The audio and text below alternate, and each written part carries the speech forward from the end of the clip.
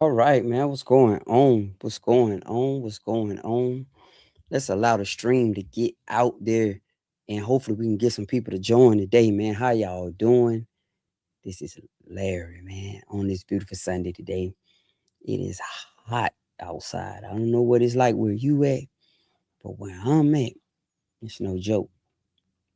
For real. Man, we in the middle of some doggone a heat wave right now down here in South Georgia, where I'm at. Well, I'm thinking it's all on the East Coast, the southern East Coast. But yeah, but yeah, man, it's piping hot, man. Shout out where you from. Let me know where you from so we can shout out you, your city, your town, wherever you from. Let us know where you're joining from. I appreciate you joining. Um, I was trying to do streaming every single day. I actually was, and then had an issue with my laptop. Y'all remember me being outside. It's entirely too hot to even be outside thinking about doing anything right now, man. What's going on? Yes, it's too hot in South Texas. Growing with the, I hear you, brother. Yeah, it is hot in Texas, Georgia. I think it's the whole South right now. Southeast. They say the heat index supposed to feel like 120 or something today. All next week it's supposed to be like 104, 105. Like we supposed to be piping hot. My doggone garden, man, with all the rain that we had gotten, my garden was in a bad place.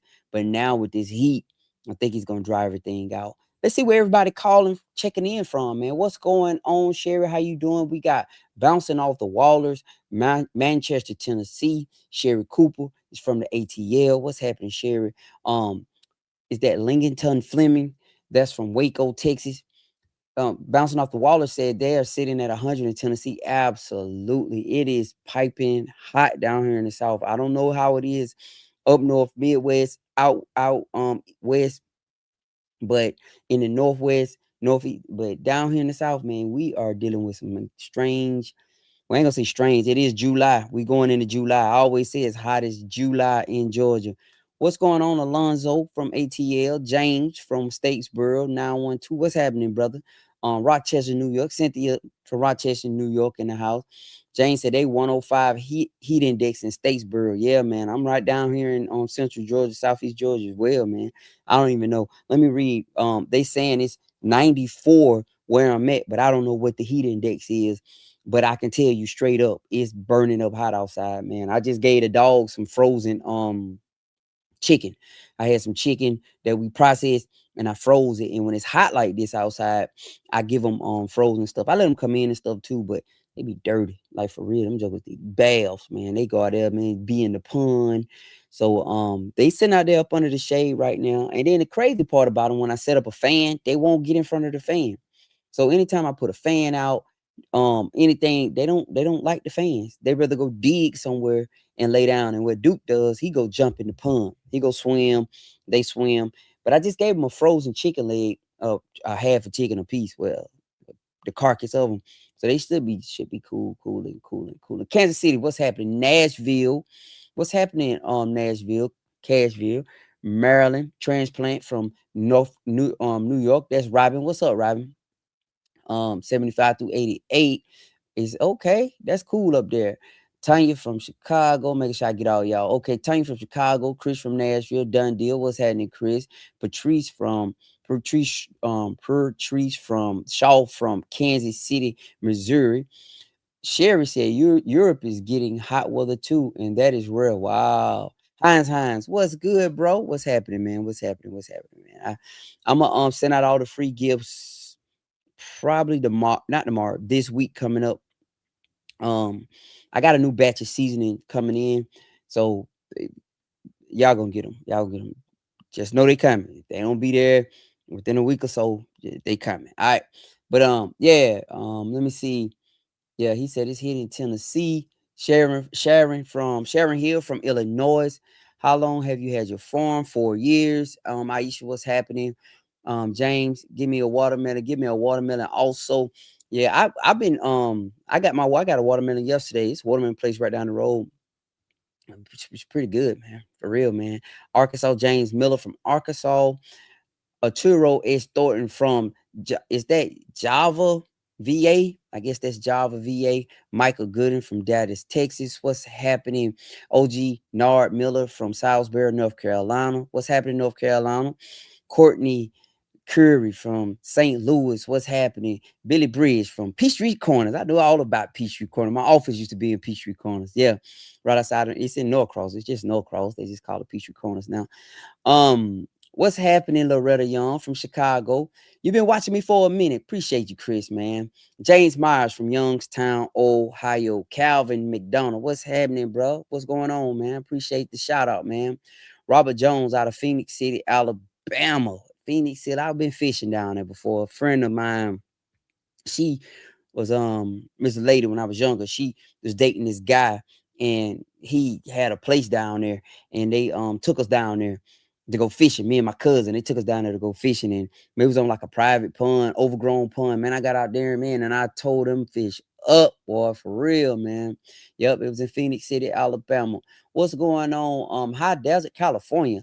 Laura Womack from the High Desert in California. Hines, how you in Killeen, Los Angeles, Lakers, Las Vegas. What's happening, bro? Courtney Curry, much respect. Calvin, Arkansas. What's happening, Calvin? Tifton, what's up, Tifton? You right up the road. What's happening? Oh yeah, Hines, give me Lamar, man. I sent him to I want him to try the season in two, man. I don't know. Groupie stuff, just yeah, that's cool, man. I like brother try it too, man, for real. Wax Hall. Is that Wax Hall? Angela Charles from Wax Hall, North Carolina. Great, man, that them big name. Is that Gertrude LeBlanc? Gertrude LeBlanc. That's a fancy name.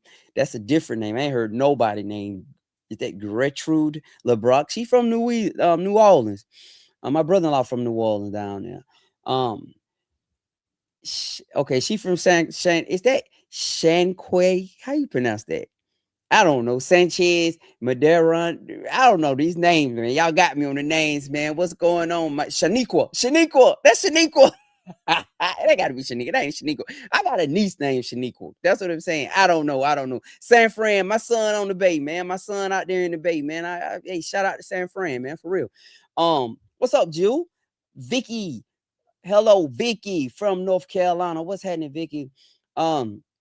Sherry said, "How the other animals dealing with the heat? They hardy, y'all. The animals, that's what they live in. It's not, it's not like it's nothing different from them. That's just what they do. When I first started this, that was a concern of mine, like the animals and the heat. I'm all concerned, like, oh man, my animals.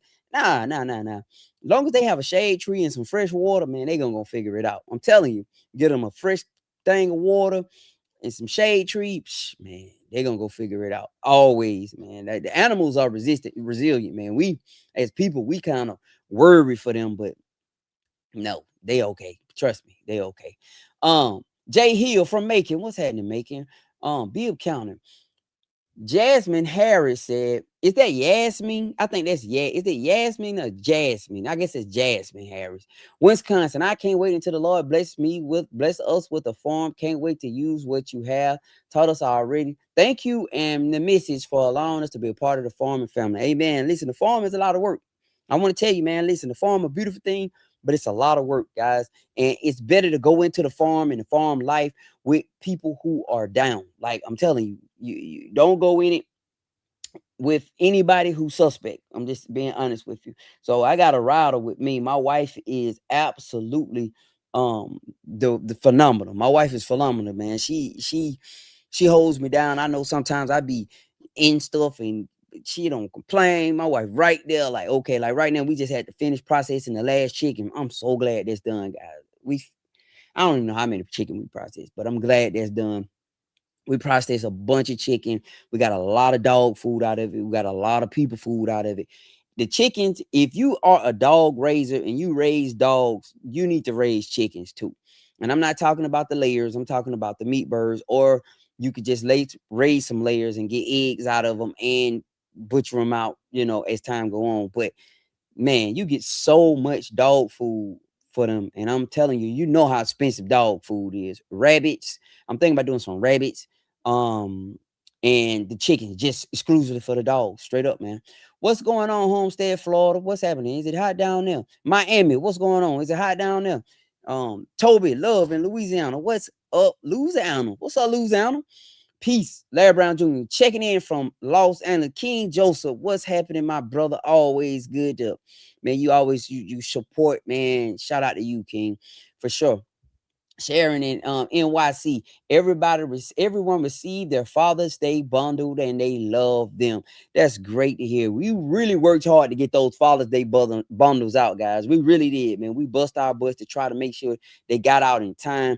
And we down here, and UPS the best thing smoking down here. I know in a lot of other areas FedEx is, but where we at is UPS. UPS is top notch, and I heard they trying to get out of actual picking up for like small people and businesses and stuff. I talked to my drivers and stuff, and I talked to different people, and I found out that UPS is actually trying to get out of delivering and picking up. They want to do medical stuff. They want to do medical supplies and medical stuff delivery. That's what they're trying to get into. So hopefully they hold it down, because FedEx, man, FedEx ain't hitting no nothing down here where we at, boy. For real. Charlene Cooper Brown, she said, I'm in Middle Tennessee, Nashville. It is 95 degrees here. I am still working on my garden, putting vegetable trash plants out. I'm getting out of the shade cloths, You still putting vegetables out now? Wow. Yeah, my garden right now is struggling because all that rain, and it pretty much like oversaturated the soil. So my tomato plant leaves started getting yellow, and my leaves on my okra plant started getting yellow. So I had to go out there and trim off a lot of the yellow leaves, and they seem to be bouncing back. So this week I'm thinking we're gonna be dry. That's gonna help them out real good to get everything back on track. But we're still getting a lot out of it. A lot out of the garden, man. I didn't get my peas, man. I don't know what happened this year. My peas didn't do well, but we're gonna go through July. The garden stands strong in July, August. We start getting, if the Lord let us make it through that. Now, if we get through, we start making it into September. It's time to start, thinning some stuff out a little bit, getting the ground ready. Because what I'm gonna do with mines this year is, I think I'm gonna just grow collard greens like I did last year, and turnips in my greenhouse. I'm gonna do all collards, turnips, rutabagas, mustards. And how it works, man, this is what I'm learning. Everything you want to grow in season. Now you can grow collard greens throughout the year, but the bugs gonna eat them up in the hot months. So we grow collard greens during the cold time because you don't have too much of a bug problem. All right, all the leafy vegetables during the cold periods. But with the homestead, how it works is you got to get on a schedule. And what you do is, like right now, we're producing beans, peppers, okra, eggplant, sweet potatoes are in the ground, bell peppers. My green peas didn't come in right, but we producing. And what we're doing is we're canning them. I just purchased a really nice canner, guys, and we're canning them. We're putting them in jars and we canning them. And then when the winter time come, we can eat on that, and then we steady growing something new, and then we jar and can and freeze that stuff. So now we got this one big old cycle. It's big old. You got the freezer full of this. You have meat. You have green beans from a garden that you did last summer. You got collards that you eating fresh right now, and you pulling out some beans. So, and what I'm going to do, to be completely honest, is, and just open, since my bean plants didn't do well. We getting purple hull peas, don't get me wrong, but I planted some speckled butter beans. They didn't come in. I did some pole beans. They sporadic. They growing like they want to grow. I don't know what the issue is with those, but I'm gonna buy some. You could buy a bushel of beans down here for like, I think $35. So a bushel of beans, it's just $45. I think it's 45 shelled. When they shelled, they already clean them and wash them. $45. That's a lot of beans. That's a lot of beans. So I think I'm gonna just go ahead and break down and buy some beans. I'm definitely getting ready to get me some corn, man. I've been wanting to get some corn. But last year, I'm gonna tell you how crazy it is. Normally, we find people on the side of the road, just some farmer got his truck out with corn. We haven't seen those people this year, so I don't know what the deal is. I don't know if the crop or what. I don't know, but normally we'll have been pulled up on somebody with a bushel of corn, and they sell it for like $9, $10 for a bushel of corn. It's ridiculous, man. Let me see what's going on, man. I'm gonna shout out y'all. Chappie, what's happening, Chappie from NY, man? What's going on? What's going on? Let's see. Angela said, yep. Oh, Selma, Alabama in the house. What's going on? Gaines Fred from Tuscaloosa, Alabama. What's happening, Linda? What's going on, Linda? She from Louisville, Mississippi. CJ Pinch said, hey, brother. Hey, how you doing? So your name is Shaniqua. That's my niece name. Shaniqua Sanchez Moreno. Is that Moreno?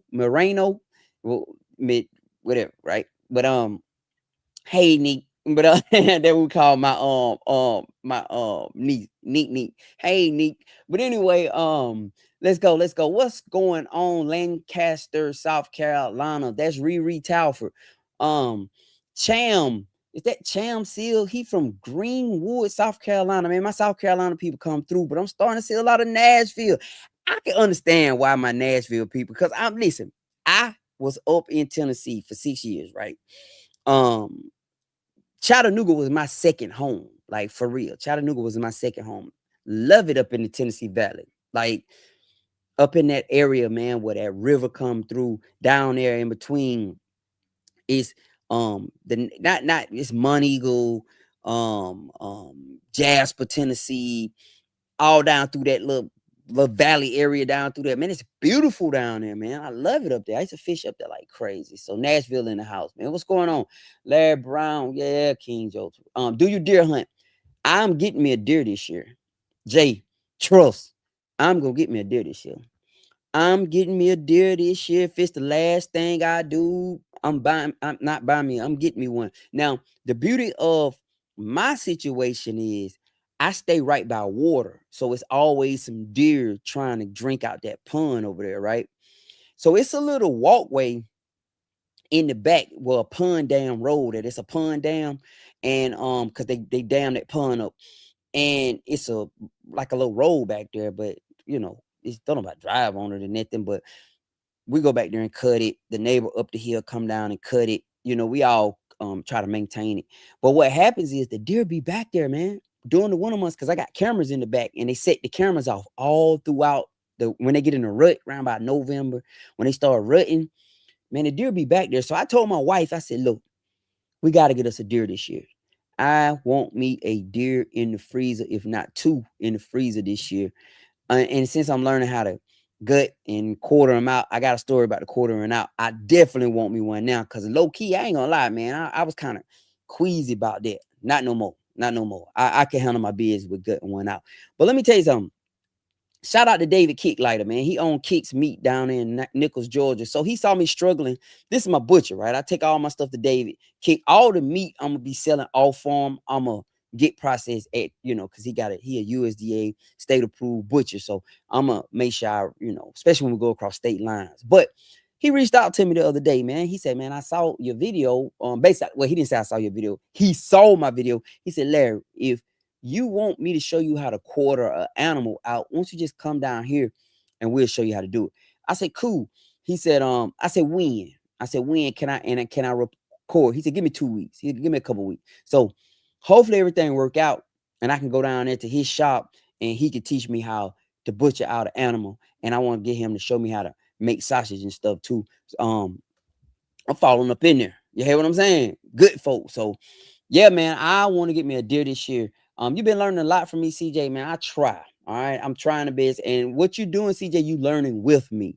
Now, it's some things that I do know because I've been doing this for a while. I can tell you, but it's others. I'm just stumbling and bumbling, right? I'm just, and the reason why is because when you get into this lifestyle, there are going to be so many different variations of it. So many people got their own way of doing it, and that's a hill they prepared to die on too. And they tell you to do it and it don't work, or you get mediocre results. And then somebody else tell you something to do and you do it and it works a little bit better than what they told you. So the hardest part about doing this lifestyle is understanding that you're going to have to take everybody meat that's their steak and grind it up and make your own meatloaf. That's what you're gonna have to do. So somebody got some great advice for you here. This person got great advice from you there. I'm taking all their steaks because let them tell it, this filet mignon. But I tried, it don't work. But what I got to do is take his, take hers, take that one, take this one, and grind it up, make my own meatloaf. So I'm learning a lot too, my brother. My brother. Hey, what's going on, Zanetta from Minneapolis? How's it in Minneapolis right now, Zanetta? Is it cool? What's the weather right now in Minneapolis? Because we are in the hundreds down here. They say, I'm looking at my computer, it says 94, but I don't know. That's a strong 94 out there. Um, she said, just like gardening. That's right. Do you have some all-person students? I'm trying to answer. No, we don't have the seasoning. We're getting a new order in. I have been kind of not wanting to talk about that because we had a poor experience with our previous manufacturer. And I don't want to drag the man. I always try to look at it like it's my fault. And how I look at it is it's my fault because I believe people show you signs. And when they show you the signs, if you don't believe them or if you still deal with them, even though they've clearly showed you who they were, it's your fault. So that's how I think, right? So I don't never blame anybody for circumstances and situations other than myself. I say, well, he did show me that previously, so I should have knew then. Now, the beauty of my wife, though, she a real deal when all the while we were dealing with the man, she had already sourced us a new vendor, and we think their product is better. She had already sourced us a new vendor. I mean, that's what they call when you got a real partner in life. She's a real partner in life. And most of the time, most of this stuff she be doing, like I just be the voice, like I be the one in front of the camera, but she be doing this stuff. I ain't gonna lie, like my wife be doing this stuff, y'all. Most of the stuff y'all see, a lot of this stuff, she be pushing me to do that stuff. So she had found us another vendor, and they seem to really want to work with us, and it's absolutely a better deal. It seemed like they're a better product. We've gotten the samples in, they're nice. These are the people we've been getting our lemon garlic from. So she had already found us a new vendor, but basically that's the holdup. If everybody want to know, you guys been asking us when you're gonna get Amen Somebody seasoning. You've been seeing it sold out on the website. Man, we had an issue with the vendor, man. And to be completely honest, somebody reached out and said the last Amen Somebody that they got, it didn't look that was the issue. It didn't look the same. We like, what's wrong with it? So we had to switch. So now we have what we feel is a better situation. And yeah, as far as quality, they're more professional. So I ain't been talking about the man. I don't want to drag the man business. I ain't even gonna put him out there like that. It's my fault because I think he showed us a couple of clear signs that, but I was like, nah, just keep, let's just keep. My fault. All right. So that's the deal, Gertrude. That's the deal. So this week they're supposed to ship. They told us to ship. We should have it this week.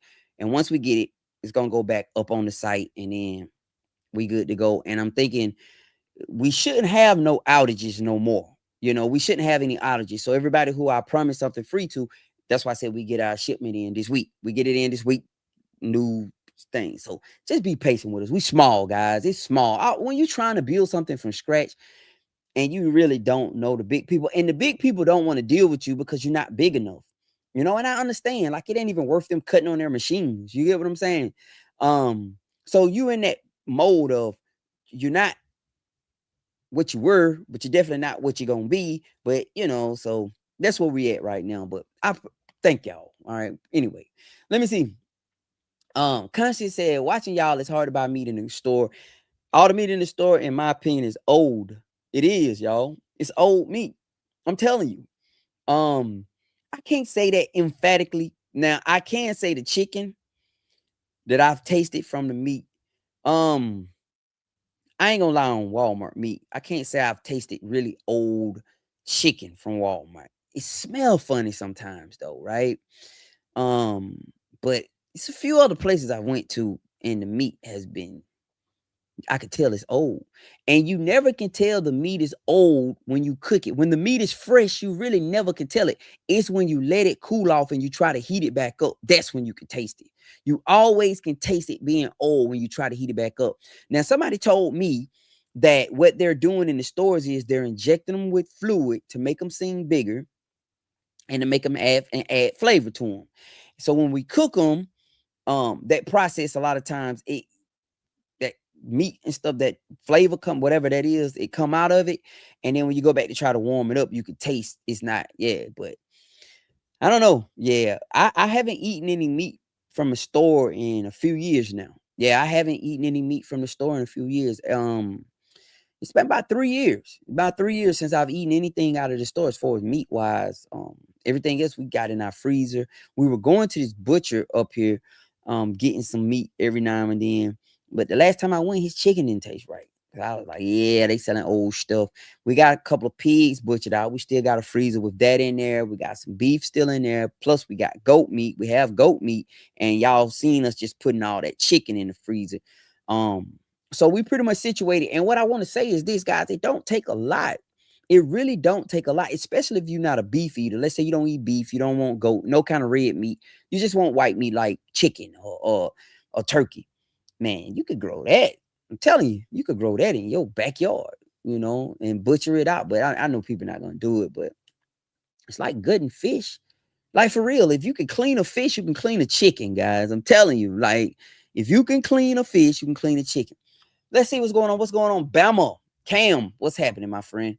Yes, it is hot. It's 100 degrees. This Christy Chastity Rucker Williams. That is a name. Lady, you have a name on you. Christy Chastity Rucker Dash Williams. You feel me? Hey, what's happening, lady? Yes, it is hot outside. Hey, cuz, that's Brenda Finley right there. How are you doing? That's our cousin right there. Um, they call her Pat. What's going on?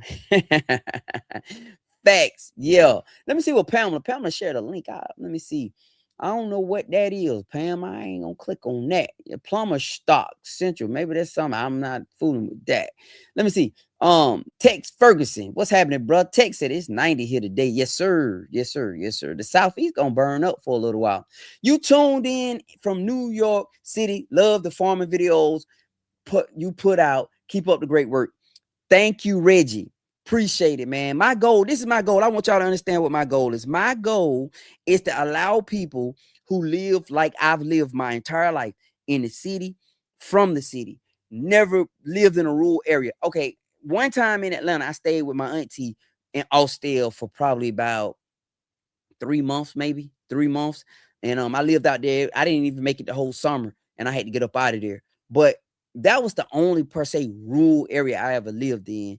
It was cool, but I still had access to Atlanta. We had what they call, I guess it was the CTC, the Cobb Community Transit bus up there. And I would catch that bus and hop on the mall, and I'd be down there on Glenwood or being on 5 Points or somewhere, and then just can jump back on the bus, use a transfer, get back out to Austell. So it wasn't like how I am now. Like you better find something to do down here because ain't nothing else to do down here. Okra leaves are edible. Okay, hold on. Stephanie. Hey, Stephanie give good advice. I like Stephanie. I do. I really like her name is Stephanie M. Clemens.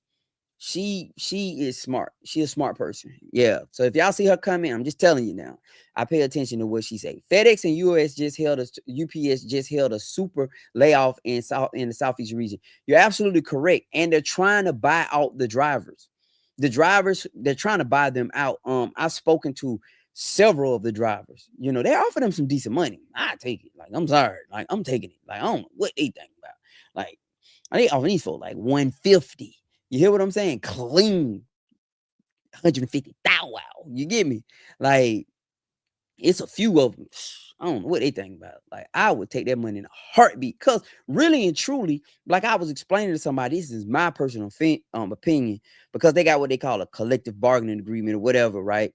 And it's a contract. And they with the Teamsters, the UPS drivers are with the Teamsters. And really and truly, what the deal is, UPS is basically like trying their best to get out from up under that contract and get rid of that overhead as much. What happens if you don't take it? Like, are you gonna just make them do it? You see what I'm saying? Like, so this the thing. I was talking to somebody the other day. So That's what happened with the auto plants, right? The unions. The unions what happened to the auto plants. And it's a good thing on one hand, but then when them and the company start beefing on another, then the people suffer. So I'm not no union expert. I'm not, right? But I was just talking to the guy, man. He was like, "What you would do?" He asked me. One of them said, "Larry, if they offer you 150, what you would do?" I said, "Oh, I already took mine. I took mine when they first came out. Listen, I would have tried to squeeze them for a little bit more. I would have said, "Can y'all get us one? Can y'all get us 200?" Like, and they be like, "No, we can't get you 200. What about 180? We can't get you 180, Larry. Might be the best we could do is 170. Give it to me. I'm taking it, And the reason why is because I don't care what the union got going on, man. I gotta look out for me. But to each their own, to each their own, to each their own. But they offer them folks some money, man. They offer them folks some money. Them drivers that's been there for a while. Listen, if you know what you're doing and you already got so I think the issue is a lot of them, like, I don't know, man. Fear is something. Fear is a powerful tool. Fear Fear is a powerful tool, man. Like, we're living off of fear in our society. Y'all know that, right? Y'all know that our society is built upon fear. Everything is fear. We scared we about to be sick. We scared of the politicians. We scared of everybody. The racists scared of each other. We scared of it's fear. And what fear is used as a tool is to herd the people. Like when I herd my animals and my goats, they fool with me, so I just opened the door and they walked through. But when I first started, I thought you needed to use fear. So I have my dogs like, yeah, y'all better go, but you don't need to do that. You can lead with love and they'll follow you. Like if they know you love them and you gonna feed them, man, them jokers gonna follow you wherever because you the food source. So when I was talking to the UPS driver, he was telling me they offer him 150. I was like, what? They offered me 150. Now the problem is the taxes, and I know that, right? So that's the issue. The taxes. The taxes is what's gonna hurt. Because that 150 at one time, I wonder how they gonna get taxed. I wonder if they gonna get taxed as like, is that a windfall? Like, how did that work? I don't know. Like, cause I ain't never got nobody to give me no job, to give me no cash like that at one time. I done had the most bonus I ever got was like 20K one time. But I ain't never got no money like that from no job. So I don't know how it works. Do you get taxed at your normal tax rate? Do you get put in a tax bracket? Can you? I don't know. I don't know. But a clean 150? Oh boy, give it to me. Yeah, but that's me talking. I already have my place. I don't have no car payments, so I can say that. But if I don't know. But I'll take it. Give me that 150, boy. Okra leaves are edible. That's what Pamela Lewis said. Okra leaves are edible. Really? I'm not eating okra leaf, Pam. I tried. My grandma had me pull up a poke salad plant last night. She been on me about this big old giant poke salad plant that was growing in my greenhouse. And she been on me about bringing it to her. And I said, I'm gonna bring it to you, grandma. And she had asked me twice. That's it. She asked, no, the first time I took a picture of it. So she never asked me twice. She asked me one time. I took a picture of it. I said, grandma, this is poke salad. She said, yeah, let me get that. I said, all right, come and bring it to you. And then she said, when you gonna bring my poke salad? I said, girl, I'm gonna bring it to you. She said, all right. And last night I was up in the greenhouse, probably like 9 o'clock last night, doing something. And I said, let me get grandma these poke salad. So I brought her some poke salad down the doggone hill and that big old tall plant of it. She loved it. She squealed like a schoolgirl when she saw it. I'm gonna eat some of it. I'm gonna try. I'm tell her give me some of it. But okra leaves, I ain't gonna say they say never say what you wouldn't do, but that's one of them ones I ain't sure about, Pam. I ain't sure about it. Let me see what Charlie. I'm trying to get y'all comments. Charlie said, do you do succession planning? I don't. I know what succession means. So yes, I can't say I do that like in order. Like, but I know what succession means. So I would say yes. Like I did some tomato plants. I came right back behind my tomato plants and I propagated some tomato plants and I put got the propagated plants to grow the roots and then I put them in the ground. So, I'm lining it up, coming right behind it. So it'll be something that can take over from it, right? If that's what succession means. So I do now, not with my peppers, not with my okra. because your peppers and your okra, truthfully, if you treat them right, them jokers will be producing in September. You be October, be doggone Halloween, still getting peppers off your plant. I'm for real. Like if you do right with your pepper plant, yeah. But I did it with my tomato plants. I gotta go harvest some tomatoes today, and them cherry tomatoes are booming and they are delicious. Listen, man, these cherry tomatoes that I got, I didn't do right by them because I put them inside a trellis, a cage, and they land. Some of them land on the ground. But they growing, so it is what it is. But yeah, let me see what's going on. Let me see. DJ Clash. You trying to tag somebody. Hey, Michael Johnson, my guy, I follow you because I want to do what you're doing, and I'm soaking up all the game you give. And God says the same. I can prosper and get there. And I will be trying to get in touch with you. Okay, yeah, man. Listen. This lifestyle or anything you want to do, brother, you can achieve. Like it takes a shifting. Let me tell y'all something. I want to be completely honest with y'all. I talked about wanting this for a long time. But when you go from conversation mode to solution mode, that's what changed. I talked about wanting to live on a farm. I talked about um just wanting to live off the land, all that stuff for a while. And I had that house in Stone Mountain, and we lived in that house in Stone Mountain. We bought that house in Stone Mountain in 2006. That's why I told my son, you need to go ahead and buy your houses while y'all young. Don't wait till you get old to buy no house, because if you buy your house young with the market, because it always eventually will appreciate, you'll look up and you got $300,000 in equity cash that you could cash out on if you sit in the house long enough, right? So that's one of the worst things. One of the best things I did was bought a house young, and that's how I was able to get this, and I'm just being honest. I knew I had to do it, and I'm fortunate and I'm so grateful to the Lord that He had me around people that made that the norm. I was working at the barbershop. Everybody in the barbershop who were barbers owned their own home. I was the only one who was a renter. So that's why it's so important to put yourself in circles bigger than your. If you put yourself in a circle bigger than you, they're gonna pull you up. But if you're the big person in the circle, the only thing could possibly happen is they come up off of you or they pull you back down. You get what I'm saying? So that was a great example, man. I'm over there off of Counter Road in Decatur, man, cutting hair. Dennis Mitchell, Sherman Williams, they were my co-workers over there, and we was cutting hair, right? But both of them owned their houses, and I was a renter at the time. And they were talking about the things homeowners deal with. And then all the guys were coming in talking about they were buying houses, and they was this, they was that, they was in the third. And I felt like I needed to buy me one too, because I was around it. Like I said, be around people who big and greater than you. So I ran out and bought me a house.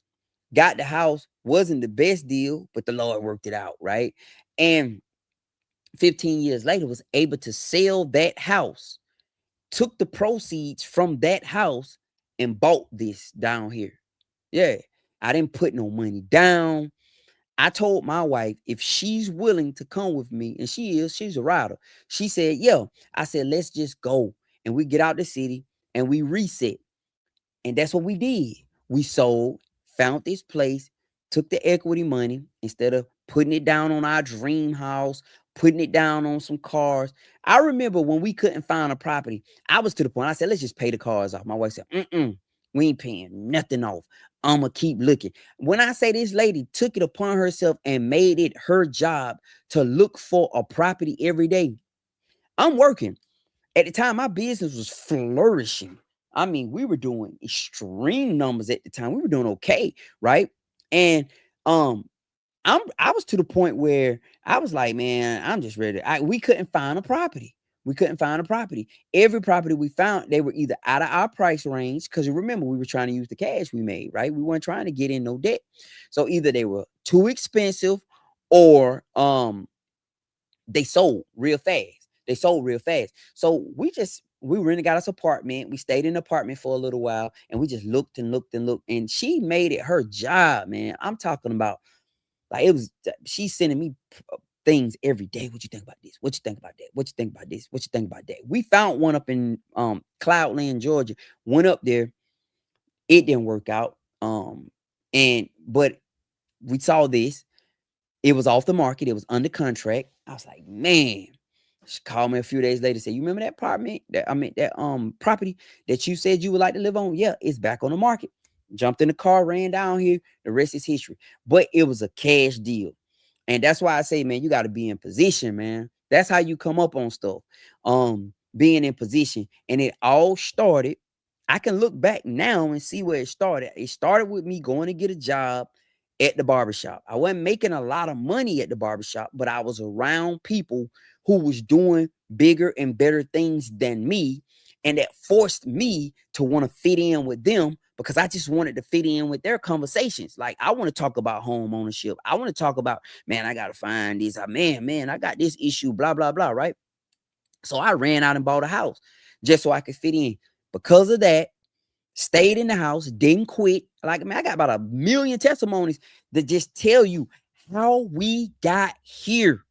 You hear what I'm saying? We did not, so many people, one thing I hate, this is what I hate. I hate when people think that you inherited something. You just got lucky. It bothers me when people think, somebody told me, you lucky. I'm lucky. Listen, the house that we sold to get here almost went into foreclosure. Listen, man, I was up in the middle of the night because I had an 80-20 loan. I signed one of the worst loans you ever possibly could sign. The 80-20, it was 2 mortgages, right? The 20 really was supposed to be my down payment, but I didn't know it at the time. The 80 was at an adjustable rate. The prime when I signed was 7% back in 2006. And it was a 2-in-1. So it started adjusting. It gave me a 2-year grace period. And after that, it started adjusting every year. The mortgage went from being $700 to $1,100. And that's just for the first mortgage.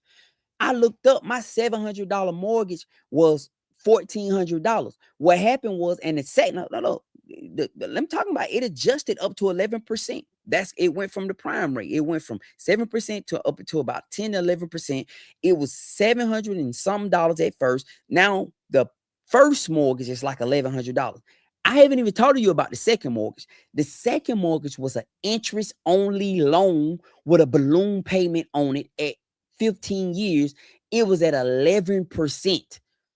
I was looking at the balance. The balance was increasing every month instead of going down because I just simply wasn't paying enough to beat the interest on it. Stayed in that house when everybody was leaving. Everybody was leaving. All my neighbors was packing up, leaving, man.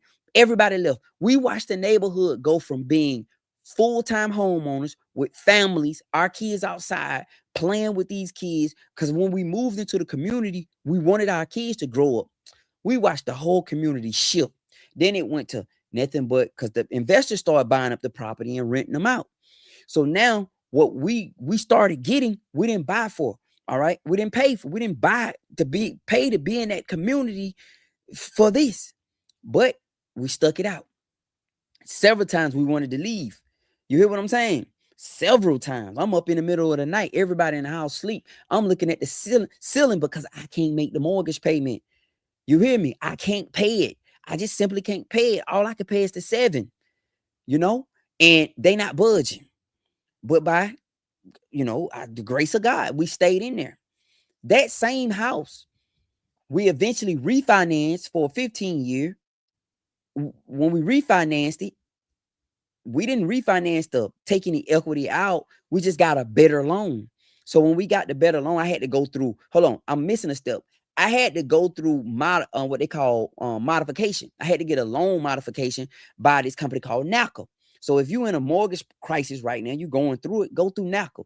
NACA, if you eligible, they'll take you through it. Now, NACA could only work with my first loan. So what they did was Countrywide had bought up all the bad debt.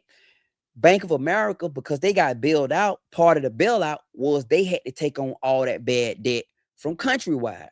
So NACA got Bank of America to do a loan modification for me to take the loan from prime back to the original interest of 7%. Now the second loan, it was at 11%. I was paying $220 some a month for it. the balance was going up. That's how bad it was. Now we started creeping up on 15 years.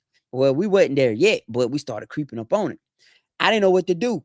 I didn't know what to do. So I'm just paying, I'm paying, I'm paying. So you imagine being in this situation. All right, cool. I'm paying, I'm paying, I'm paying. I'm riding down the highway in Atlanta on 85, see this sign at this law office called Clark in Washington that said, file bankruptcy, strip your second mortgage. I'm that serious. I'm riding down. I'm going to work every day. We fine. I can pay my bills. We fine. We getting by. The kids, we ain't luxury living at all, guys. I seen that. I said, okay. Now I pull over. No. I didn't pull over. I told my wife. I was like, man, I seen this sign. I'm thinking about doing it. And she was like, won't you do it? Just do it. I'm thinking about it for about 3 days. I ain't did it yet. So I called him. I said, I seen the sign on the side of the freeway. File bankruptcy, strip your second mortgage. What does that mean? She said, basically, right now what's going on is that the second mortgages are considered unsecured debt because, number one, they will never overrule the primary on it, right? So since the value is not there, right? If we sold the house right now, they wouldn't have the money to pay the second mortgage. You get what I'm saying? In the worst case, in the best case scenario, the original mortgagee would just get the property back. And they don't want it back. They want the interest on the debt, right? She said, so that's considered unsecured debt. So what we do is we'll file a bankruptcy. And if you do a chapter 13, you don't have to do a chapter 7. You do a chapter 13, we can strip all your unsecured debt. I said, really? She said, yeah, all your unsecured debt, Larry, we can strip it. The only thing you're going to have to do is make sure you pay your mortgage payment, the prime, make sure you pay that, and everything else we're going to bundle into a debt consolidation. Cool. I want to do it, right? I want to do it because I'm calling these people. I'll never forget the company was called Decision One Mortgage. They were in North Carolina. I'm calling these people. And it's almost like I'm talking to somebody at their house. It's like, hello. Oh, hey, thank you for calling Decision. It was like that pretty much, right? So I went to bankruptcy. It was embarrassing. It was embarrassing. It was embarrassing when they sent that letter up to my job and they called me into the office and said, we got a garnishment level letter from the bankruptcy trustee. I ain't gonna lie, I was embarrassed, but I stuck in there. And when I came out of bankruptcy, everything was paid for except the house.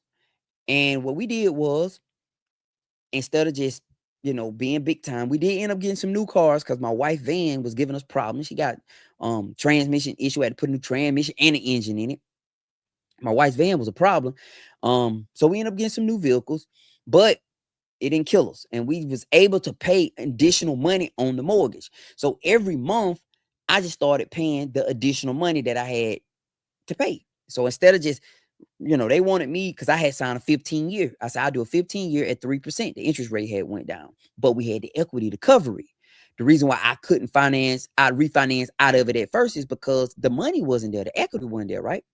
So what happened was, cool, I'm paying extra. I'm paying extra. I'm paying extra. I'm paying extra. I'm paying extra. I'm telling y'all how we got this property now.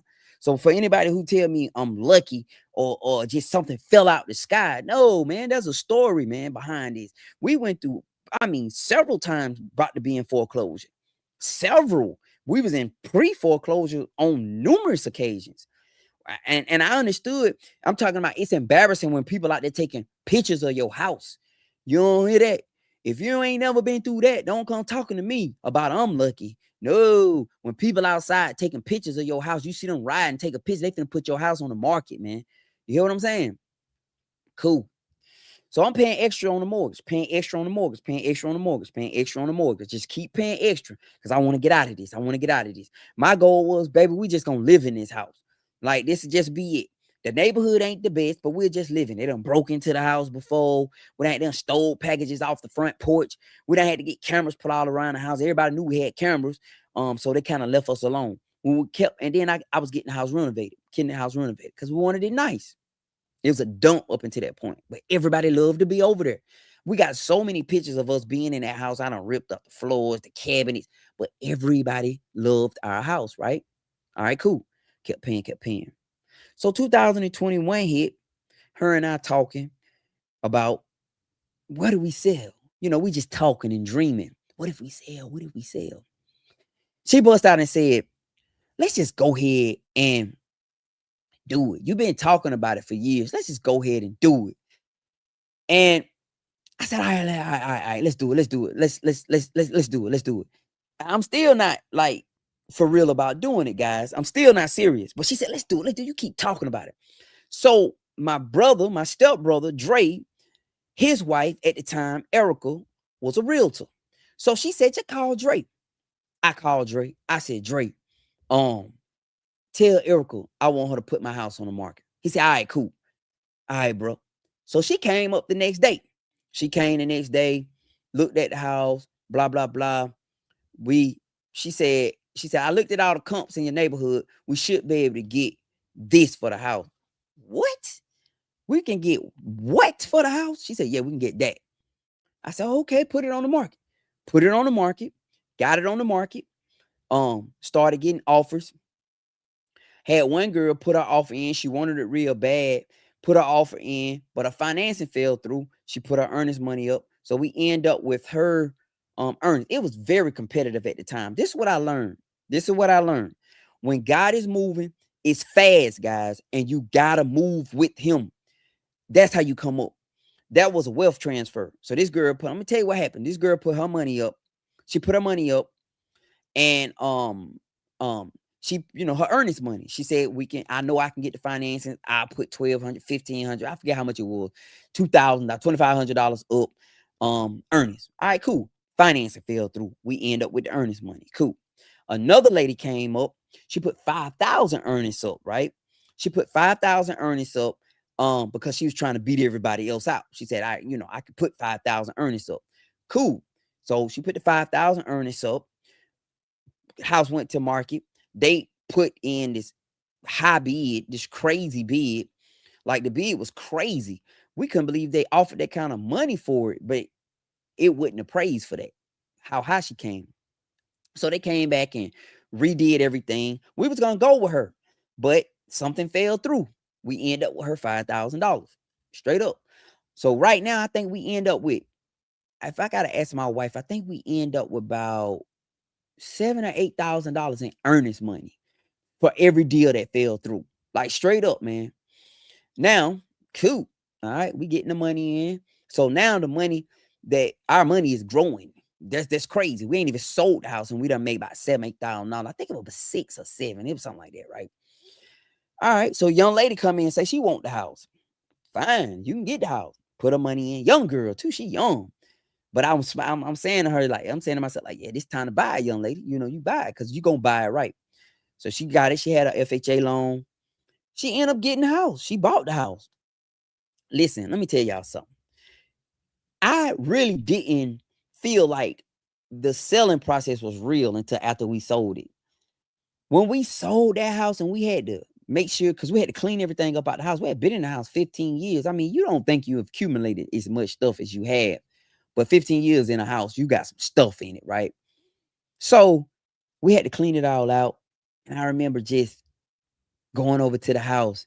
And this is my first house I ever sold before, right? And we had so many memories there, right? It was just, oh my God, some days right now just reminisce. It wasn't the best situation, but it was so many memories there. And I remember when we cleaned everything out and we cleaned it up and the house was empty. We left the girl the TVs, we left her the washing machines. We left her a lot of stuff that we had accumulated over time, right? It was good stuff though, because it was just my wife and I in the place, and the kids were gone and nobody was tearing our stuff up. So we had nice stuff. And truthfully, when we moved, we just wanted to get new stuff, which was cool. So we left her the stuff, and she was young, and that was a good start for her. So I'm cool with that, like helping her out. We sold that mug, got this cash. Now, this is the time when you show what you real, because we didn't do nothing crazy. Like we didn't do nothing dumb. I wanted it. When we couldn't find a property, I told my wife, man, I want to just pay my car off. She was like, nope. She was like, nope. We ain't paying nothing off. Nope. I'm gonna find her somewhere. That was she kept saying, I am going to find her somewhere. And then this place came up. When the place came up, It was under contract. Then it came up the next day. We came down here. They didn't want any contingencies. If you know what that means, basically as is. And it was a gamble. But fortunately, I had been in that house and I had been doing a lot of little nitpick jobs, working, and I could see it wasn't nothing too bad with the place. You get what I'm saying? It ain't perfect, but I could see it wasn't nothing too bad. So it was just this little 3-bed, 2-bath mobile home sitting right here. They done underpinned it and turned it into a house where excuse me, where you don't have to get that little sticker on it every year, but they underpinned it and made it like a structure. They stuccoed it. So it's cool. Put the money in. The man said he only want to do cash. That's how we got it. He only want to do cash. But because y'all want to hear a testimony, because number one, I was working in the barbershop. I put myself in a situation around people who were doing greater things than me. They pulled me up with them, right? Cool. And I stuck in there. I didn't quit. When it got tough, I did not quit. Even though I wanted to, I'll be lying to you if I tell you that I didn't want to quit. Yes, man, me and my wife was looking at properties. We was going to look at lease purchase off options, place we can rent. Yes, I wanted to quit. Yes, you hear me? But I didn't. We weren't allowed to quit, and we was having services like church services in our house downstairs. We was like, our house was everything. We got the studio downstairs. Our house was everything. We just hadn't got active. We've been active. We've been doing stuff like for real. And yeah, we stuck in there. And then even after we stuck in there, we worked on that place. I kept working. I got cousin Rick. Shout out to Rick. Kurt. Shout out to Kurt. Aunt. Shout out to Aunt. Man, I got a whole side of my family. My Uncle Tank, man, my plumber. They all craftsmen. And I was tradesmen. And I was getting them to do my work, paying them. And they weren't doing it at no discount. So don't think they were giving me no discount. No. Cool. Like, look, you're going to pay me for what I could be doing. You know what I'm saying? And they were doing great work for me. And cool. We did the work. So when we went to sell it, that was scary because you leaving the nest.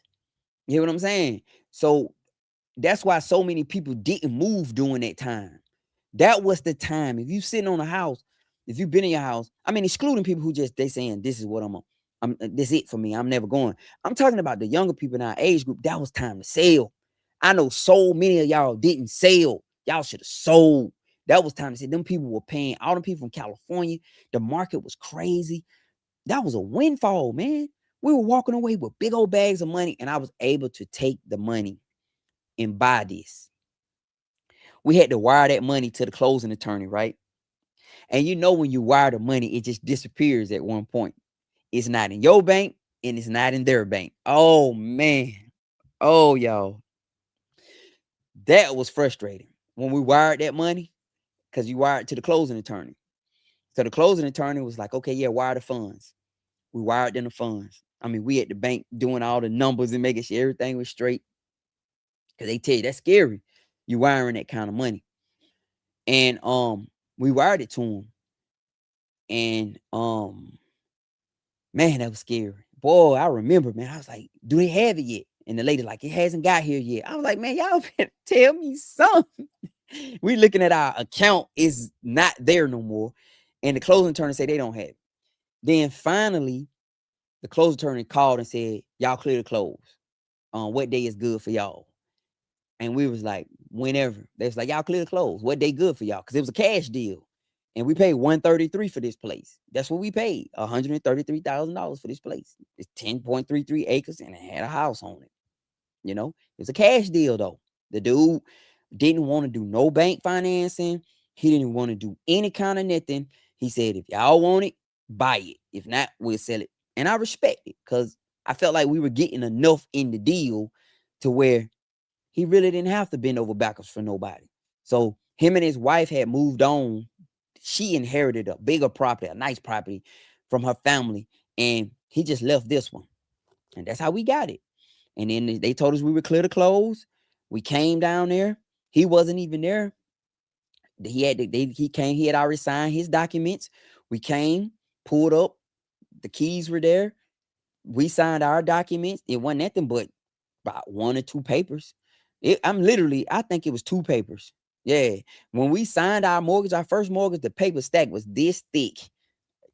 Yeah, about that thick. When we did this cash deal, it was probably 2 papers. They said, we walked in, the lady had 2 papers on the table. I said, what are the papers at? She said, oh, it's cash. Y'all ain't got to do all that. She said, just sign. Read it, sign it, boom. It's yours. That's how it went. So when people tell me we're lucky, no, man. No, no, no, no, no, no. This didn't happen overnight. So don't ever attribute that like it just happened in the middle of the night. One day, whoa, man, they just got lucky. No, no, no, no. Man, it was sleepless nights sitting up over there on Murfield Drive in Stone Mountain, right off Redan Road, looking at the ceiling, buddy. Don't know how I'm gonna make the payment. The kids don't know. They up in that mall just kicking it. All right, everybody, can my friend Tasha come spend a night? I'm up in this mall. I don't even know we gonna have a house. You up in here talking about, can your friend come spend a night? Hey, I want to sign up for the basketball team. I'm looking at this joker like, boy, we about to be homeless. You talking about you want to play on the basketball team. Me and my wife keeping a brave front up in there. My wife in there sleep. I'm up in there looking at the ceiling, y'all. I'm in the room. I had an extra room up there. I'm in the room like this, staring at the wall, But it could turn around in the blink of an eye. That's the main thing. So whatever you dealing with, just understand it could turn around in the blink of an eye as long as you don't quit. I do feel like sometimes it is good to, walk away, but that's got to be something If you're standing in the middle of a breakthrough, meaning that you prayed to get where you at, why would you quit on it? You see what I'm saying? Like you prayed to be where you at, got it. Now it comes with some opposition, and now you quitting. That don't make sense.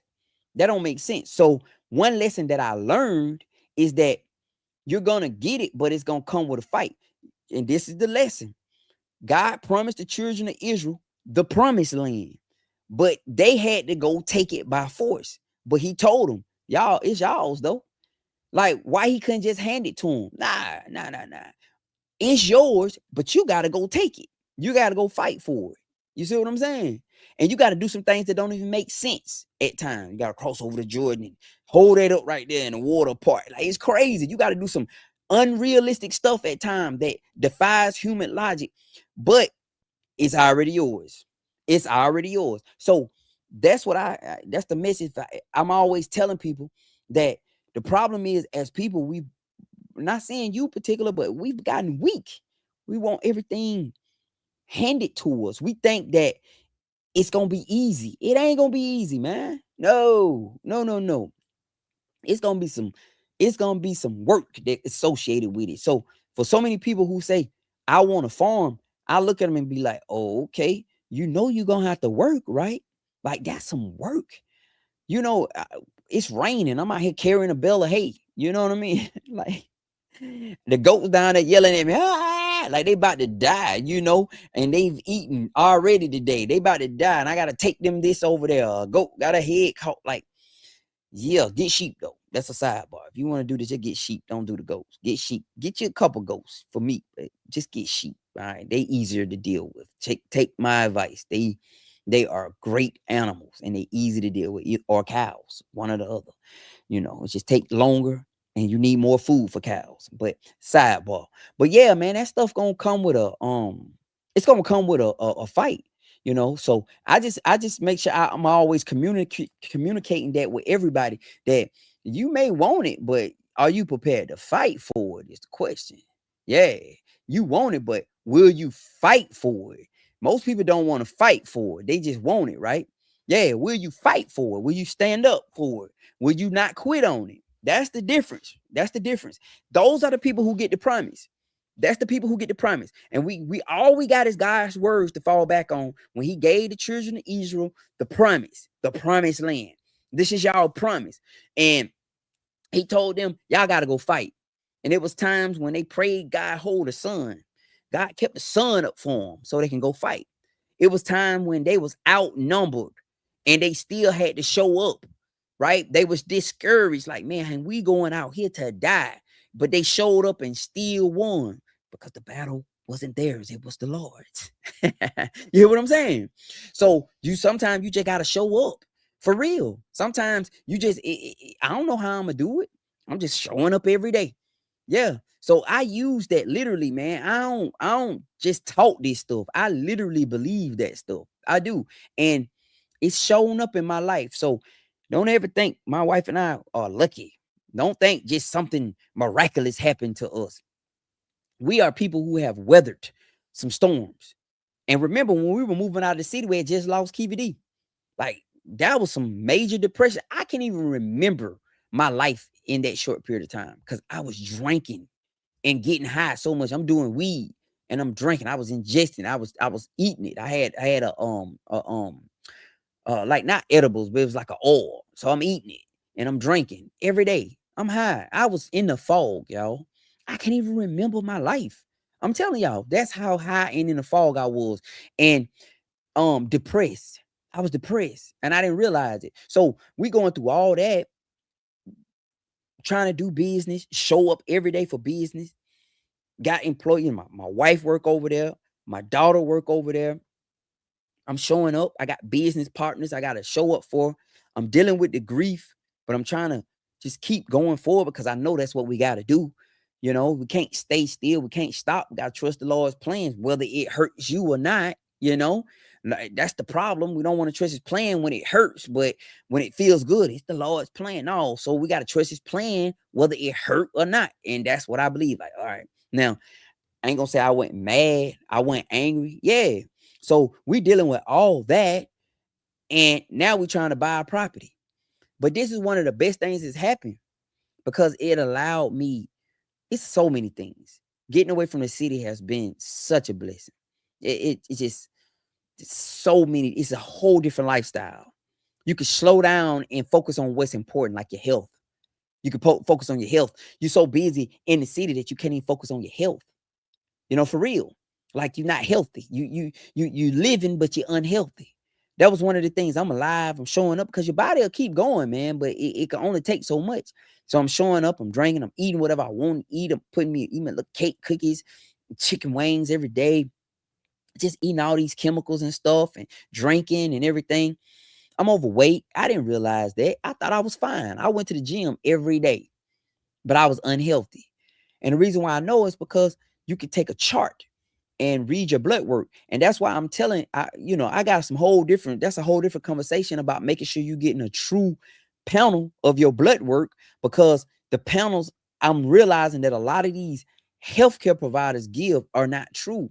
They're not telling everything. They're just giving you what they feel is pertinent and you unhealthy. And you can look at other stuff in your blood panel to find out something not right.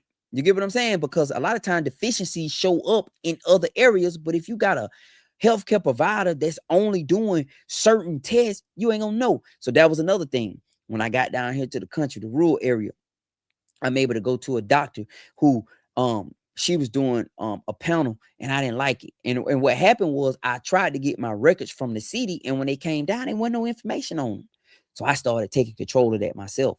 You could go over and get your own healthcare panel. And we started doing certain things. So now I understand what's going on with myself. I understand I don't need to do this. I don't need to do that. So I was able to not be so busy that I can actually make my health my priority, my mental health. Just being, because I'm telling you, man, you don't realize something wrong with you.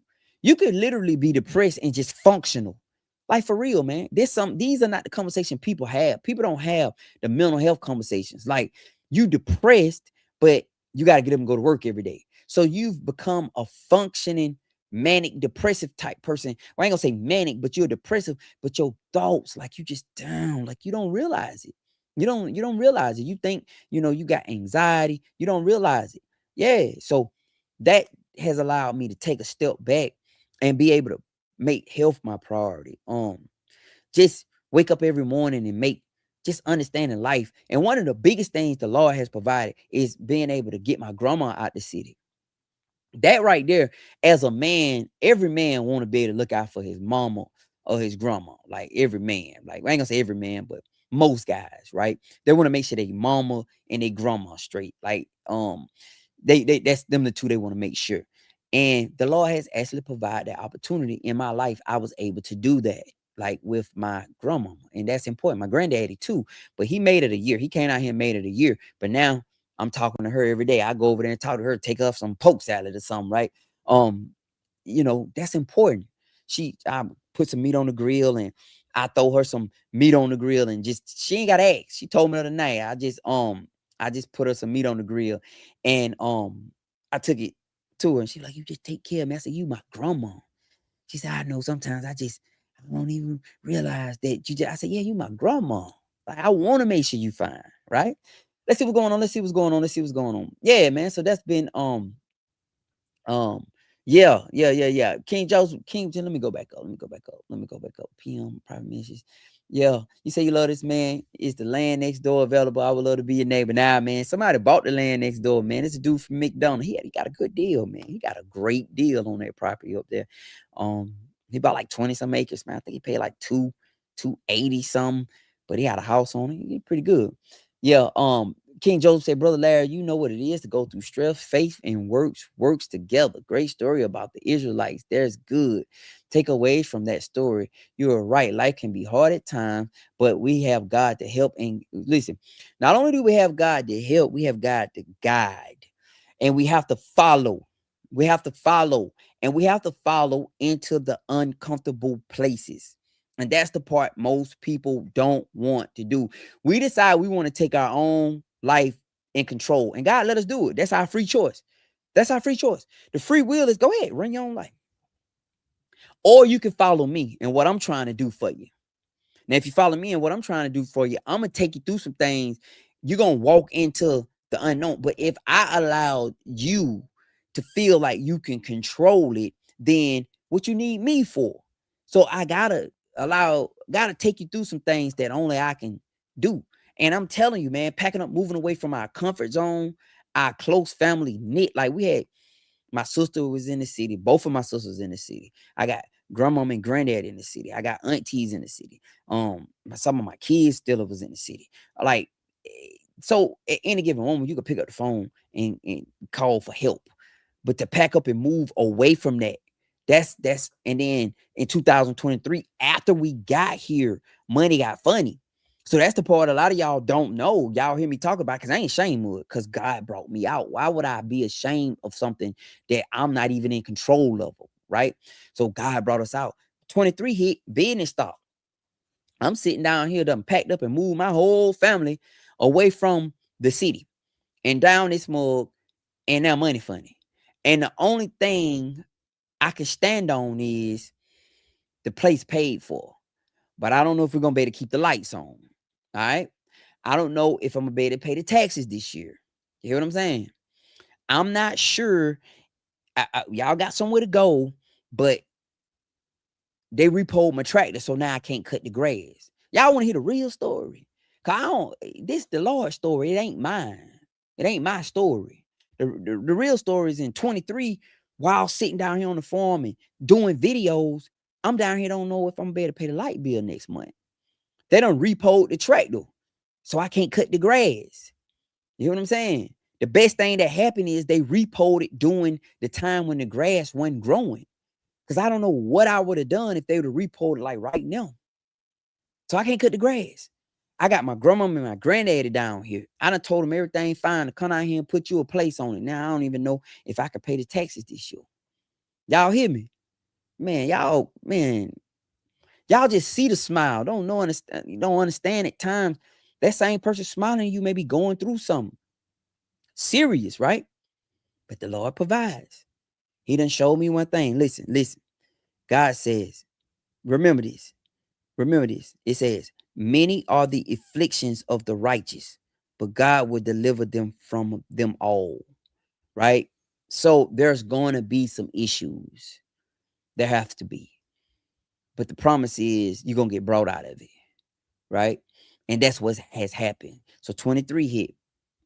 I'm sitting down here and I didn't show y'all quiet as kept. I didn't show y'all the repossession video on some real stuff until after I had bought a new one now. Don't act like I'm just so fly like that. No, y'all didn't even know the track that had got repossessed until after I bought a new one. Now I can talk about my God. You hear what I'm saying? I was ashamed. I was ashamed to tell y'all because I'm getting likes and views. I wasn't making any money on my videos, but likes and views on my videos, comments, engagement. Y'all, people, and it may not be some of you, maybe some of y'all, but I'm getting engagement on my videos. Y'all liking and sharing and commenting. Ooh, I love that lifestyle. And I just got my tractor repossessed. Y'all just seeing the smile I'm doing on the camera every day, but I don't feel good inside. I feel like, dang.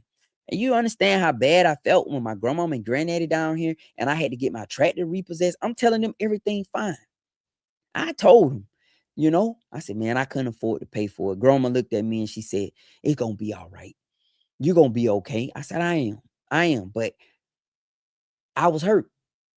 But then just the way it got pulled up out of here, then all of a sudden, them ravens start coming in, dropping it off, giving us a little something. So the next video was I'm able to go buy a new one. And God brought it to my heart that record that. Make sure you record that. And I recorded it. But I didn't want to tell y'all until after I had got it. I ain't gonna lie. Man, I'd be a faker if I told y'all that. I was ashamed. But and the only way I showed y'all is after I got another one. For real. After I got another one. Few people noticed, oh, he tried that. Why? I made sure I didn't record myself doing nothing manual. Shit, we out there pulling the hay bales with the truck. You feel what I'm saying? That ain't I need a motor in that truck. Now I gotta put a motor in that truck. We pulling the hay bales with the truck. Me and my wife, she riding with me though. Not one time ever, but you got me downhill. You hear me? Nope. So I'm in this conversation, I'm glorifying the Lord because I make sure this testimony and these testimonies are always put in the forefront of everything good you see. You see all this good stuff, but let me make sure you understand that this is not on my own accord. Like, don't attribute that to me, man. Like, I'm just some smart person. Like, I'm just making things happen. No, I ain't making it to happen. I ain't smart enough to make things happen. I got a little intelligence, but come on, y'all. And the same Lord that does this for me, do it for you and can. But faith without works is dead. So you tell me you believe, I show you I believe. That's the difference. You talk about what you believe, I'm showing you what I believe. What does that mean? I'm taking my family, I done packed up and moved to the wilderness. You hear what I'm saying? Like, for real, I got us out here. Yeah, the Lord got us though. He got us. He holding us. He keep us. He make a way, provide a way. So that's the difference. A lot of people won't leave their comfort zone, won't leave what they know, because in that comfort zone, they are God. I am God here. That's what they feel. Never go on to nothing bigger and better, because that means they have to turn or lose the familiar, the comfortable. Won't let it go. I can't let go what I know. I can't let go what is true to me to go into the unknown. You would never get the promise if you're not prepared to walk through the wilderness. You will never get the promise if you're not prepared to go through a foreign place. You will never get great, excellent, the stuff that you can't see, right? Because it's there already. It's just waiting on you. If you're not prepared to take the steps. That's why when they say a man or a believer, we respect the process, because I understand the process is just what gets us to the promise. That's it. It's process and then it's promise. We go through the process to get to the promise. That's it. So many people tap out, turn around, or run from the process, so they never receive the promise. And it's hard. The process is discouraging at times. You sitting there like this the whole time, but never lose your faith in the Lord. You may not know what you're doing. You may lose faith in yourself. Don't lose faith in God got a plan. And me and my wife, when we were going through what we were going through in 23, we prophesying to ourselves. Like, we prophesying to ourselves, y'all. We sitting there the whole time speaking God's word over us. That's what I learned about God's word. Look, I didn't know. I thought I knew.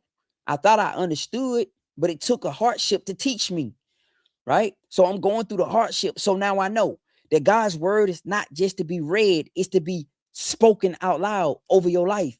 You prophesying to your life. You prophesying to your generations when you speak God's words out over. Speak them out loud. You hear me? You got to speak them out. And that's what I had to learn. You have to prophesy over your own self. People are going to the prophet and want the prophet to tell them, nah, man, the book of the word of God is the prophet. That's the prophet. You have it in there. You got access to many of prophets. Not saying I'm just don't believe in none of that. No, but I'm saying you can speak the prophetic over your life every single day with the word of God. You can just read it out loud. That's what I had to learn to do. So I started doing it. I started doing it. It's tough, but it started being comforting. It's comforting, right? It makes you feel better. It makes me feel better. And then you start seeing things started shifting a little bit, shifting. Not a lot. It's not big, y'all. It just see the small turn. We eating out the freezer. We going and we packaging up all the leftover food and freezing it and putting it in the doggone deep freezer. We used to go fish for fun before then. Now we fishing for food, like these real. Like we used to fish for fun. Now I can have a fish. Oh no, we out there. Hey, boy, let me get that fish. Yeah, because that is food. You hear me? So now we eating out of freezer. God had to teach me. We don't need to store. We don't need to store. We eating out of what we done stored up. I learned you can keep food a long time before it go bad if you put it in a vacuum sealer. While I had money, I bought this gigantic vacuum sealer. So let me tell you another story. I was buying all this big stuff when I had money, right? I bought this big old gigantic vacuum sealer. It was a couple smaller options that I could have bought. Cool. I gotta have a big one. That's me. I gotta have a big one. I always gotta buy something that I grow into, not outgrow. I don't want to outgrow it. I want to buy it one time. So I bought this big old giant vacuum sealer. Let me tell you something. We wearing that vacuum sealer out. Boy, every Thanksgiving dinner, boy. We doggone we every Thanksgiving dinner, boy. We doggone taking it in you hear me? Let me tell you something. We eating out the freezer and food will last a long time. Let me say that. It will, if you package it correctly. It will. So I had to reduce my expectation out of things and say, I'm prepared to go back to this if I have to. And that's how we eat now. I eat out the freezer now, but it's our own meat, it's our own everything now. I don't go out and spend any money on food. I don't do that. But I just want to say that to y'all because sometimes you can see a smile or you can see a life and you would think that life is perfect or you don't see what's behind it. It's like a play. It's like a curtain. Like you can't see what's behind stage. You can only see what's on front. I'm not on the stage. You're gonna see what's on the stage. I'm not one that's afraid to. I'm not because I done been brought out of so much stuff. The last thing you will ever get with me is fakeness. Because why? So I ain't hiding nothing. I'm not hiding anything. If I'm broke, I'm broke. If I'm struggling, I'm struggling. If business is slow, it's slow. But what you're gonna see is me working. Remember that. Because remember, remember, faith without works is dead. You got to give them something to bless now. In Psalms, it's talking about being planted by the rivers of living water, and you will bear your fruit, you bear leaves in your season, bear your fruit in your season. And whatever you do, you shall prosper. But the key word is do. You have to do something. So that's my thing. You got to give them something to bless. If you ain't putting seeds in the ground, how can you expect a harvest? If you ain't tilling the soil, even when it ain't time to put seeds in the ground, how can you expect the seeds to even be in condition, the soil to even be in condition to grow the seeds you about to put in the ground? Because the work goes on the front end. You get what I'm saying? So there's always got to be this level of expectation and belief. I believe, so I'm doing something. I believe, so I'm recording videos and putting them out, even when I'm broke. My phone can't even keep the doggone get the storage right. We run out of space on my storage on my phone because I don't have the right phone, but I'm deleting them off my phone, and I done lost so many videos because during that time when we really didn't have no storage, we got to delete videos. I wish I had them videos. I got a whole big old block where we just had to delete videos, you know, and I'm just putting them out, putting them out, putting them out. Yeah, man, for real. So I want to make sure I always am telling you guys the truth. I'm a creator. I create. I put content out. I love to share my life with you guys. You see me in public, you're gonna get the same version of me that you see on camera. It's no different. I'm not a character, I'm not an actor. I don't follow trends. I don't do that. I'm authentic. All right. King Joe said, I need to focus on my health. The city keeps a brother distracted and busy. I'm currently overweight. Last Friday, my doctor told me my blood pressure is getting too high. My brother, listen, I'm going to give you this advice, and this helped me so much. Sugar. Stop eating sugar. Stop eating all forms of sugar today. I'm telling you, you're going to be amazed at what happened to your body when you stop eating sugar. Fried foods, yeah, we know. We know the salt. We know. But sugar is in everything. It is. A lot of your issues are coming from sugar. I promise you that. They put dextrose in salt. That's sugar. Yeah. They put sugar in almost everything you go to the grocery store and look at. It has sugar in it. It's just another name. High fructose, corn syrup. It's sugar. Sugar. Stop eating sugar, my brother. Your weight will come off you.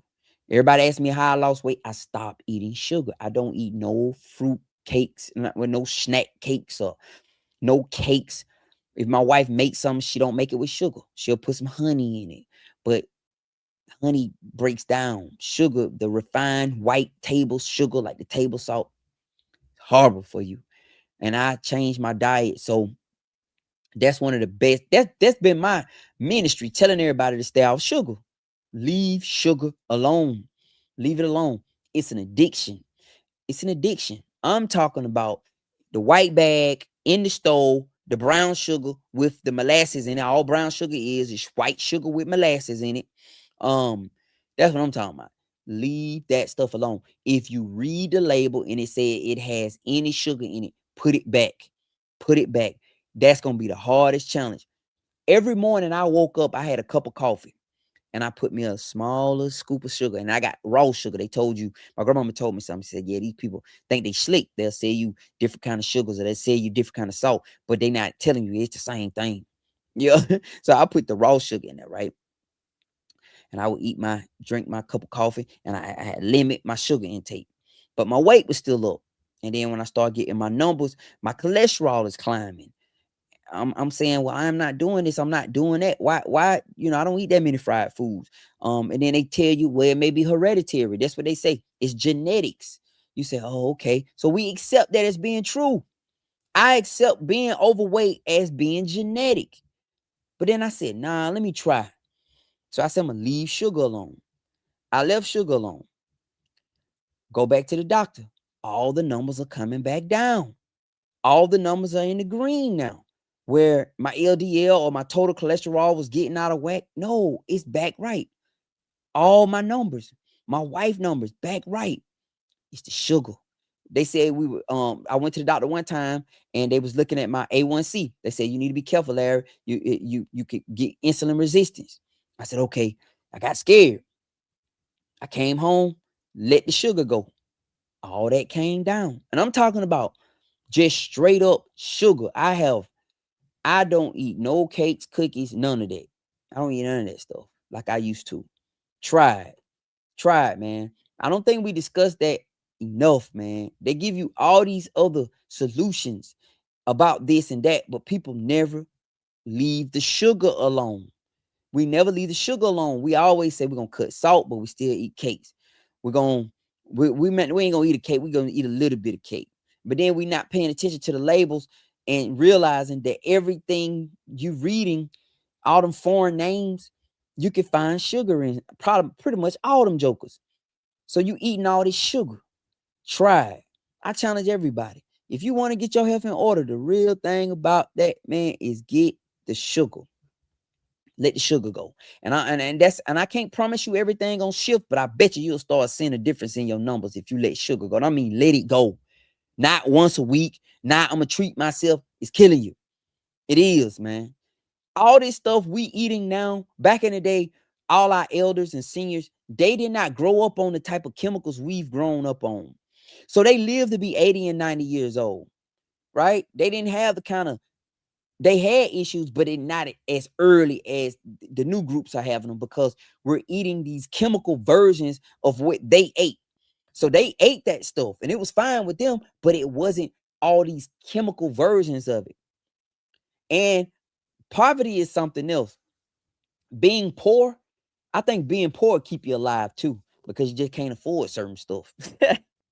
I'm dead serious, man.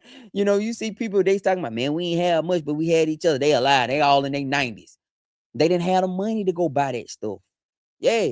So with DoorDash and Uber Eats and people, I was riding by a place the other day. This girl came out, and I ain't talking about the sister. Don't think I'm judging anybody. I'm not judging nobody, but it was an observation. She came out on the porch and got it. She was massive, like she was big, and they was bringing her some fried chicken. And I said to myself, they'll lock a drug dealer up for pulling up with some meth, right? They'll drop a drug dealer up for pulling up with any kind of substance.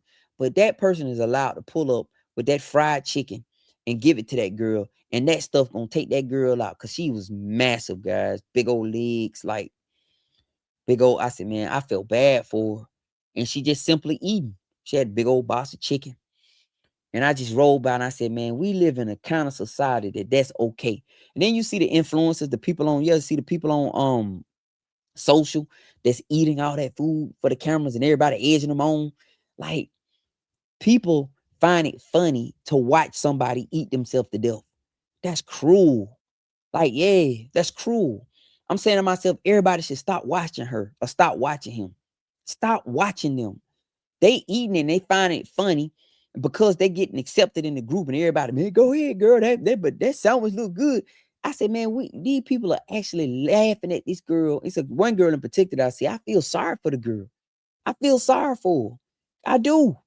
I don't know her name, but I said I feel sorry for her, because everybody in the comment section is watching that girl eat herself to death, and it's funny. It's all funny. I feel bad for her. So, I'm not a dietitian. I'm not that, but let the sugar go. You hear me? Let the sugar go. Let it go. What's up, Tobias? What's happening, King Joseph? For sure.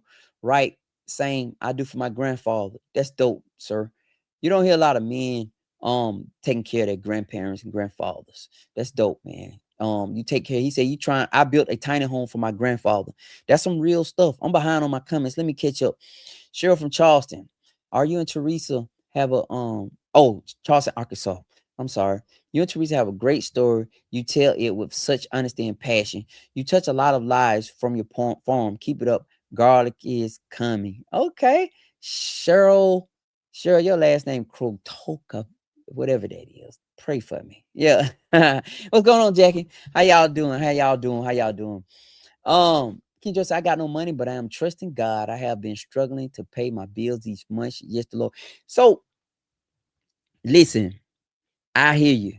I hear you, man, about struggling. I hear you. But watch out for the ravens. And what I mean by that is, there was a story in the Bible where a prophet ran from, I think it was Jezebel. Was it Elisha? He ran from Jezebel and he had to hide because she's going to kill him, because he basically destroyed. They was up there showing where her prophets versus the real prophets of God, and he was able to do some kind of miracle that her prophets couldn't do, and she wanted them dead. So he had to run and hide. So he ran and hid, and he was pulled up beside the stream because it had water. God told him to stay by that water right there and don't move. Stay there, and I'll have the ravens bring you food every day. And the ravens start coming in every day, bringing food to him. So he was by a stream. He was on the run, hiding out. I think he was living like in a cave by a stream or something like that, hiding. He was scared. And a raven came every day with his food. So when I say look out for the ravens, watch God bringing you little small morsels. Sometimes we don't appreciate it because it don't solve the entire problem, but it solves a problem. You know what I'm saying? So the whole rent is $1,200, but you only got that raven came in with 100.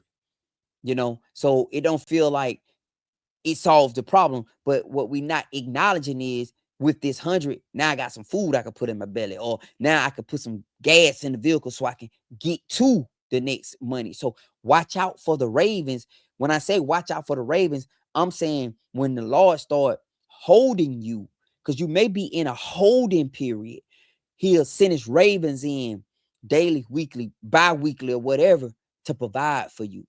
But we're so greedy. I'm not saying you, okay? So I'm not attacking you, but as a culture, we're so greedy, we don't acknowledge the little $15 because it don't solve the entire problem.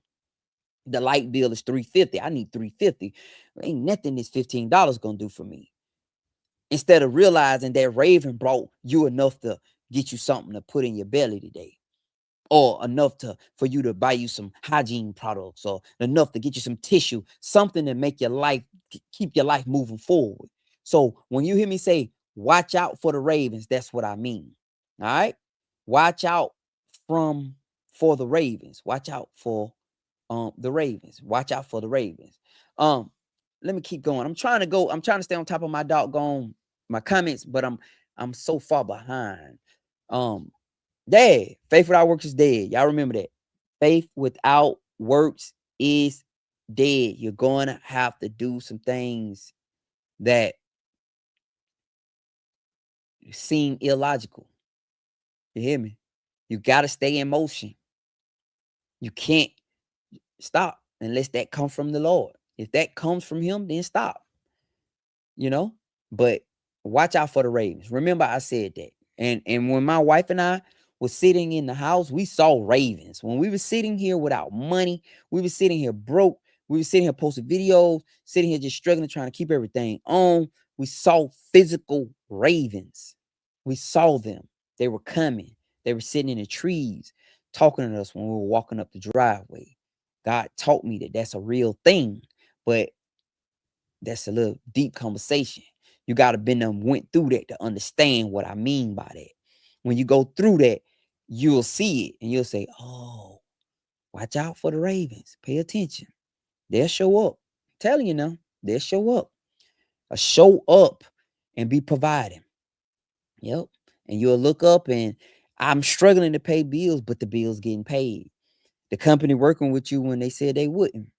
You hear what I'm saying? You got to ask for an extension. This your third one. They said they don't give third extensions, but just so happened you talked to Miss Jeffers on the phone and she said she'll do it.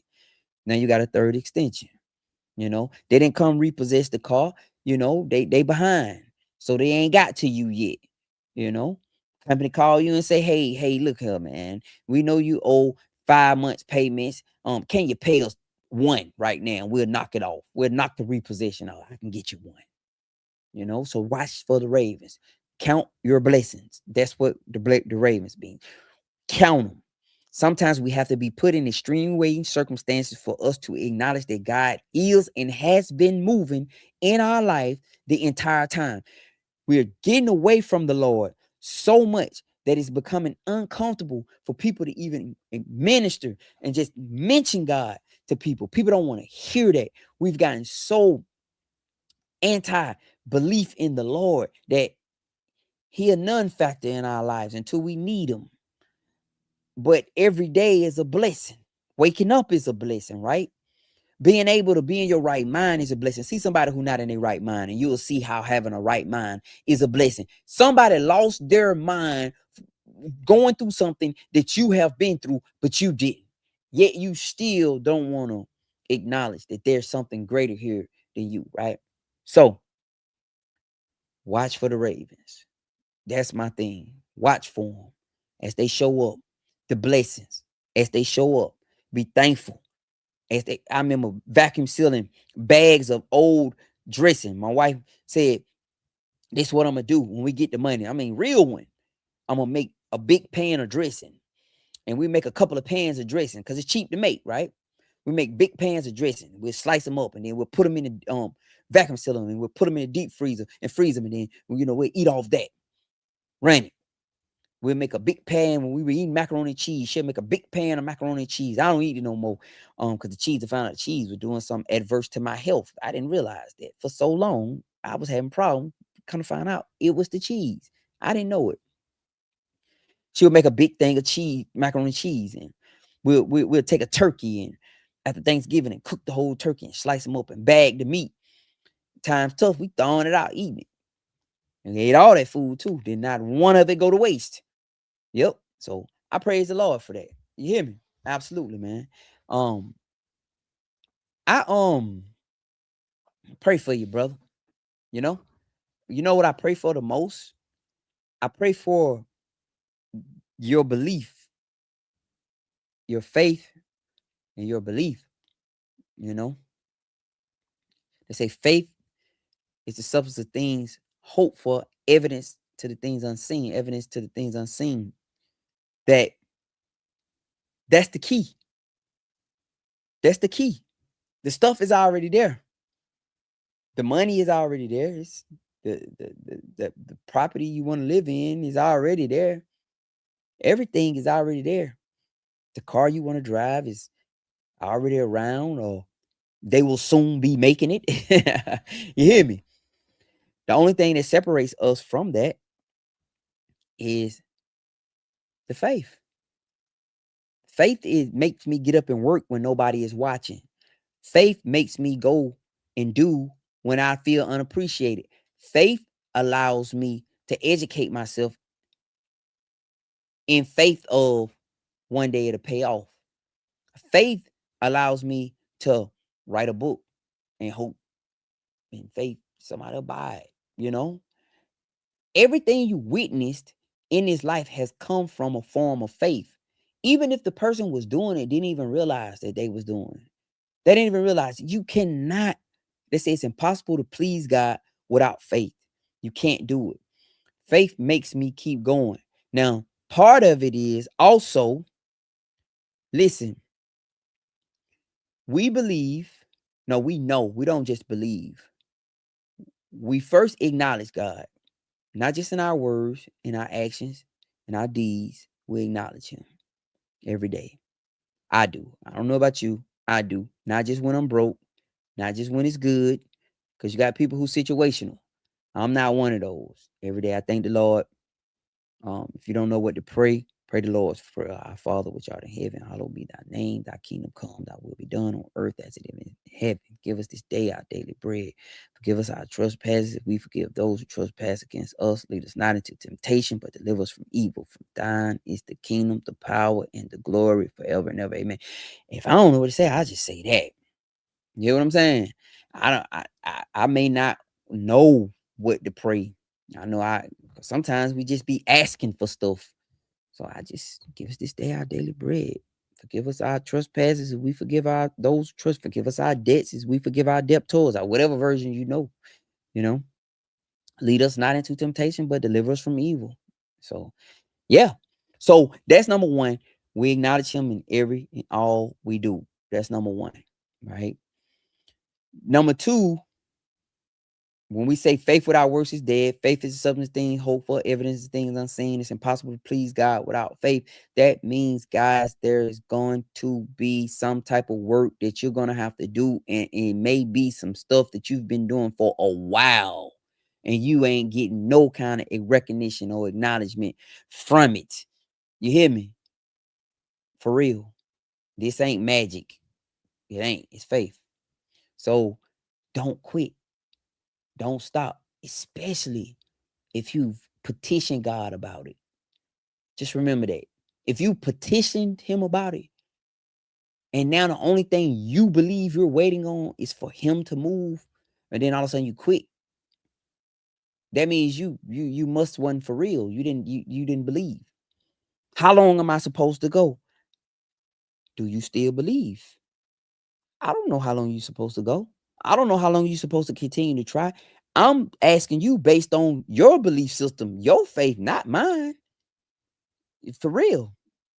I've been posting videos since, boy. Yeah, I don't know how many y'all been watching my video. I've been posting videos forever. Now I post videos and people watch them. I've been posting forever. Nobody watched them videos. You hear me? Nobody. Go to my YouTube. Hold on. Did I show y'all my main YouTube the other day? I don't even know if y'all been on here. Let me show y'all. I like to do this. I like to show y'all this stuff so y'all can hear what I'm saying and not. This ain't just no talk, right? I want y'all to hear what I'm saying. I'm gonna show you that when they say faith without works is dead. Let me show y'all. Let me share my screen so y'all can see. I want y'all to see this so you'll understand what I'm saying. All right? So you'll understand what I mean by this. Look, I got this YouTube channel right here. I've been posting on this page right here for so long. This page right here only has 2,600 followers on it, right? 2,600. Let me show y'all. Let me see how many videos I have on here. Let me see what kind of videos I have. I think I have, it's a lot, y'all. It's a lot. I mean, when I say I have a lot of videos, but I want to show y'all one thing. Let me go all the way to the beginning. It's like 500 videos on here. How many videos they said it was on here? Let me see. Did they tell us? 703 videos. I have 703 videos on this page. This is my first YouTube page, not the Hood to Homestead page. But look, 700 videos, right? Let me show y'all. You follow me, King Joseph? Good deal, brother. Let me show y'all videos. These are all the videos I've been posting, right? I've been posting these videos forever. I mean, the farm videos just was the ones that started. I think the first ones when the convicted felon with the convicted felon getting a job, video, because that's what this page was dedicated to. I did this page talking about convicted felons can get back their lives back on track and everything. So that's what I started talking about. Well, I began talking about it, but let me show y'all, man. I got, look, 7 views, 9 views, look, 4 views, let's see, 8 views, 11, like 4 views right here. Let's keep going. Like 8. Look at all this stuff, man. I was putting thumbnails on them back in the day. 6 views. I tried to do a Canva course. I wanted people to I was trying to do that, right? I used to edit videos right here. Let's look at this video. Hold on. I used to edit Hold on. Hold on, y'all. Hold on. Let me show y'all something. Hold on. I'm gonna share this tab right here. I'm sorry, y'all. This video I did when I lost my job. I had just lost my job. I think it is 15 views on this. It's 15 views on this video, right? But I haven't. Let's watch it. Let's watch it together. Hold on. Let's go. Here we go. What's going on, family? How you guys doing? It's Larry. So listen. This is day 4 of unemployment. Day 3 of unemployment. Yeah, well, day 4. Listen, when you've been used to having a safe and secure job and a set income, the uncertainty of not having that any longer can cause you to panic, right? And in your panic, it's easy to do dumb stuff. So one of my encouragements for you, if you're facing unemployment, if you're going through it, do not panic. This is your reality now. Don't start doing dumb stuff just to try to make money. I understand you're gonna have to get busy, you know, being that the money is not gonna come the way it used to come, you're gonna have to figure out a new way. But don't get in a panic and start throwing your money away, trying to invest in these little schemes that everybody seems to have to make money. Okay? So don't panic. This is a serious point, because if you look on YouTube, you look on Facebook, you look on IG, everybody have a get rich quick scheme, and they're just gonna get you of your money. You are the scheme. They want to get you. So don't panic, family. If you're going through this right now or you're facing it, don't take your money and say, "Well, I'm gonna go ahead and invest in that business." No, no, take your time. This is a reality. This is it's not gonna. The only thing you can do is make it worse by doing the wrong moves. So being that you don't have that safety net of a job anymore, you don't have anybody to cushion you when you fall, you gotta make your move strategically. All right. So this is Larry, man. Listen, don't panic. This is a great time for you to learn, and I know you got to get busy and to go. You got to go. All right, man. Thank you guys for watching. I'm gonna talk to you next time. Peace. Yeah, man. So that's what I'm saying. I've been doing this a long time. Like, I think that video was 2019.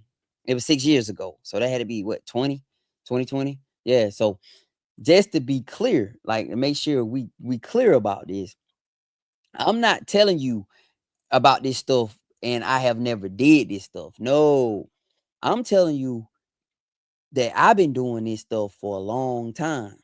So a lot of y'all just now seeing me when I'm doing the farm stuff, but I feel like one day these videos right here gonna take off.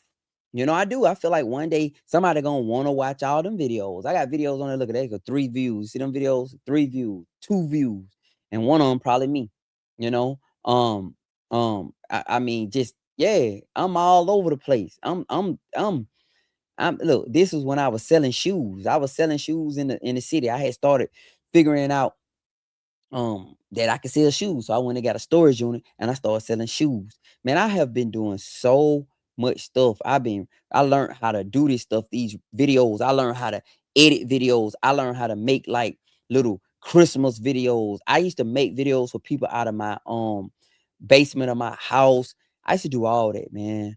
And I'm just telling you that listen, you got to get busy. You do, man. You have to get busy, man. I I'm just looking through my own stuff right now, just trying to see when I lost my job, cuz I lost my job. So that's day 3 self-work. I was fired today. I was fired. That's only 25 views on that video. So listen, man, faith without works is dead, all right? It's dead. If you don't want to do the work, it's over. You get it? You might as well don't. You gotta try something new. Somebody told me, I'm going down. I just want to see how many my first video, right? I got so many videos, y'all. Oh man, let me go. I'm just trying to see my first video. I used to do this every day. Every day. I've been doing this for so long. Um, I'm trying to see every day. Come on, y'all. Hold on. Look, hold on. Before we go, look at me and Reese. Check this out. This was up back in the day right here. Hold on. Listen, today we want to talk about you being the star of your life. You owning the narrative of your life. You are in control. Hey, look at me and Reese. You have the capabilities. So that's what we want to talk about. And the reason why it's so important is because if you remember, I don't know if you've seen the podcast, maybe you have, maybe you haven't. When I asked you, no, when I said that your current position in life is not a representation of your potential, yeah, but it's a representation of your awareness. Wow. Our goal today is to make you aware. So listen. Hey man, but anyway, I have my wife with me today. Hey, we've been at this for a long time, y'all. Like I just have to make sure we clear about that. This ain't happened overnight. Y'all hear me? We've been doing this for a while. Yes, sir. Yes, sir. You enjoy learning? I enjoyed learning how good. It's the weekend. You follow me. Hold on, let me go down, y'all. Let me get down. 2020 was tough. Yeah, 2020 was look. Yeah, she looked scared. Hey, listen. No, my wife, um, um, up in here. What's happening? But my wife didn't want to do videos. No, hold on. My wife didn't want to do no video. Y'all better be clear. I used to be on her about doing videos. I did. My wife, she'll tell you. She'll tell you. I'm hold on. I'm gonna show y'all something. I think I got videos on here where I used to be like, nah, hold on. I think she got, let me see something. Yeah, I think she got a YouTube page. Let me see if she nah, I got something on mine. Hold on one second. I got something on mine. Cause I remember it was some stuff she didn't want to do. But nah, she didn't want to, my wife didn't want to do no video. I used to be on her. I used to be like bugging her about doing it. Yeah, I used to be bugging her. But this was right when that change happened. When I was trying my best to, I was changing. Look, this video right here. This video right here don't have any views on it. Is it? It must not be public. This video, a lot of these videos don't have views. You know what it is? I didn't make these videos public. They can't be public. Look at her. This is my wife right here back in the day. Watch her. Hey, this is Teresa. When you decide that you want to invest in personal growth and you decide to take this journey, I want you to do one thing for me. I want you to look around, look at your circle. Yeah. Take a good look at your circle and evaluate your circle. Why is this important, Teresa? This is very important because you don't want to be at the top of the totem pole in your circle, because you can only grow to where you're at. You want to don't just throw away your friends and throw away your peers, but you want to make. Yeah, she do her thing now. But I'm telling you, you better hear me. She didn't always like, we got, like I said, man, we have videos. I have so many. I got 700 videos on her. I want to put 1,000 up. I want to put 1,000 up. And I haven't even been posting, I haven't even been posting on this page. Like this page right here, I think I post every now and then, but I think I'm gonna get back to post. Matter of fact, I'm gonna post this video. I'm gonna take all these videos that I'm making, because I'm recording them and I'm streaming them at the same time. I'm gonna start posting these videos. But nah, man, I've been doing this a while, like a long time. Yeah. And that's what I tell people, and everybody who talk to me, because there's so many people talk to me because they want to do videos, they want to do content or whatever, right? And I always say this, right? I say, well, are you going to do one video or are you going to do a bunch of videos? If you do a bunch of videos, by the time you catch on, they're going to have something to watch. You feel me? They're going to have something to watch. Hold on, let's see something. I got it. This was my warehouse back in Atlanta. All right. So when I first started out here, I had this warehouse vision. Okay, I'm going to get some shelving. And I got some stuff that I'm getting ready to put on them shelves. That's why I bought all those bins. Because that's my plan. And it's going to happen. But I finally got the warehouse where I want it. And next time I show it to you, I'm going to have stuff on these shelves. The shelves should be full of stuff.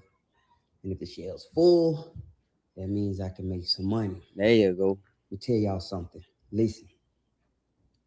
A lot of people are talking about pulling back because of the uncertain times we're in. That was doing COVID. But let me be honest with you. I believe in the opposite. I feel we should be going further, deeper, going more, trying to claim more marketplace, trying to claim more ground. I don't believe pulling back is the answer. I don't believe stopping is the answer. I believe going. That was my orange truck in the back though. Look at my orange truck. You may have to reset. You may have to, realign yourself, pivot, whatever you may have to do. But I'm telling you, I don't believe pulling back is what you should be doing. Yeah. I think you should be digging in, going harder, and I mean super harder, trying new. Yeah. But yeah, that was I go down memory lane on these videos. But yeah, if you ain't on my Larry B. Jr. YouTube page, so when I started talking to convicted felon stuff, people started watching. I went to prison because of a friend. I was just recording these videos in my guest room at the apartment, and then downstairs in my house. And then I just started recording on my back porch. That's what we really started recording at. And the crazy part is, I'm gonna tell y'all how crazy it is. All that stuff, man, I still got all this stuff. All them cameras. I use the Sony camera I use to take pictures. I'm staring at my 80D camera. I ain't getting rid of none of that stuff. We only getting better. We only getting more and more. So I'm using stuff that I done had for a long time. Somebody said, "Amen." Somebody, you and Teresa have enough material and a life experience in the city and the farm to reach 2,500. You right. So if you look at this page, let me show you. So this is our this is my page, right? Now I got another. This the page that we have together right here. That's 15K. We got 15K on here. Hold on, let me view our channel. So we have 15K. I'm streaming on that right now. I'm live on that right now. But this is the page where you're gonna see all the farm stuff at. You're gonna see all the farm stuff on this page right here. I think we have how many on here? We got 1.2 on here. We got 1.2 thousand videos on here. But we're doing a lot of shorts on here and videos. I matter of fact, I gotta edit a video today to put up here. Yeah, she been doing a lot, but I've been putting these like the chicken process video, a lot of the videos. I've been putting a lot of videos up. She been putting a lot of videos up for real. I put more long form videos up, and we getting views on them. But like I said, let me see, Teresa Y. I think I ain't ahead here. Teresa Yolanda Brown. Here she go. Yeah, she Teresa Y. Yo, she got 732 videos on her YouTube page. Look at her. Yeah. We oh, she's still posting on there. I ain't know she was still posting on there or not. She's still posting on there. Good. Let me see how many what her video section look like. I don't even know what's going on with this page. But what I'm saying is we doggone been posting like crazy. Yeah. So I be got a line in water. When I say faith without works is dead. This is my chosen method. It ain't everybody's chosen method. It ain't this a lot of work. You understand what I'm saying? Doing this is a lot of work. That's a lot. So when people talk to me about, oh man, yeah, I wanna I'm gonna do my content, I'm gonna do this and do that. I'm looking like, okay, like cause this is what I do. You see what I'm saying? Like I've been doing this a long time. I'm actually streaming on the other page right now. You know, I am. So get busy, y'all. Y'all hear me? You gotta get busy. That's it. And watch for the Ravens. Watch for the Ravens. Get busy and watch for the Ravens. That's it, man. Pay attention to what God got coming. I got 32K. That's a big video. That's 32K. I had got a government clearance on that was 4 years ago. Government clearance on yeah, that was 4 years ago. Wow. That's a trip. Yep. But anyway, I just wanted to share that part with you. And I'm gonna always continue to encourage y'all to do y'all thing. All y'all, every last one of y'all. I'm gonna encourage you to do your thing, whatever that is, right? So, because that's what I'm gonna do. I'm gonna continue to do my thing, whatever it is. And I ain't gonna say you're gonna always blow up, but what I am gonna say is if you keep going, just one day, all that work you put in actually be acknowledged. All right. Oh man. Let me see. Hold on. Shanti said, I just started mine. I have 100 subscribers. It's not easy building on YouTube. What's your give me your YouTube channel. I'm gonna follow you. Give me your YouTube channel. You just gotta do it. You hear what I'm saying? You just gotta do it. You gotta keep doing it. That's it. You just have to keep doing it.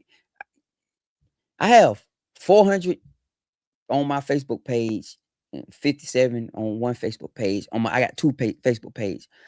On my other Facebook page, I have like 100 and some. It's finally broke 100K. My Instagram, I think I'm at 62, 63. I'm at 40 something on TikTok. On this page right here, excuse me, this page right here, I only got 2.6K. Excuse me. 2.6. She said her name is Crazy. I'm gonna follow you. Chaos. Hold on. Chaos 6.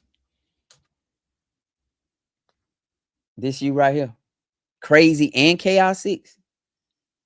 Okay, yeah, that's you. Look at Shanti. Where's Shanti? Let's see what Shanti's stuff about. God first. Shanti, she said her stuff is she God first.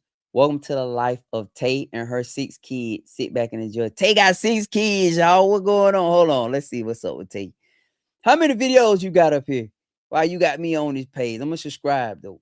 How many videos you got up here? She got 127 videos. That's dope. You got 101. But look though, you doing good. Keep posting. Just keep posting. She said I'm at 40K on TikTok, 6K on Instagram, 23K on Facebook. You there. Just keep going. Yeah, just keep going. Just keep posting and don't stop. You gonna make it. I'm looking at your videos now. Yeah. Keep going. Don't stop. How many shorts you got? You got a bunch of shorts, don't you? Them shorts ain't gonna make you no whole bunch of money though. You better do long form. You wanna make some money, you better do them long form ones. Just turn the camera sideways. Yeah. All right. Well, I'm following you now. So you should pop up. You should pop up in my feed when I'm on TikTok. I mean on YouTube. So you got 1-on-1. Thank you. Thank you. Now you good. You good. Now I don't want to support anybody trying to do something. Yeah, if you're trying to do something, especially in this right here, if this is what you're doing, if this is what you're doing, you get what I'm saying? If you trying to do this type of stuff, I support all day long. You know, I support all day long. I ain't for real. Like so many people reach out to me. I'm Mr. Supportive. I tell you, just keep what you looking at. This your page. What you're looking at is you just need to keep doing it. Just it. Just keep doing it. That's it. Just keep doing it. Just don't stop doing it. Yeah, just keep doing it. But yeah, I get off them doggone. I would post more long form if you're trying to make money. Like this, post more long form videos. The shorts are cool, but you just got to get so many views to, hey Lois, how you doing? You have to get so many views on shorts to make money.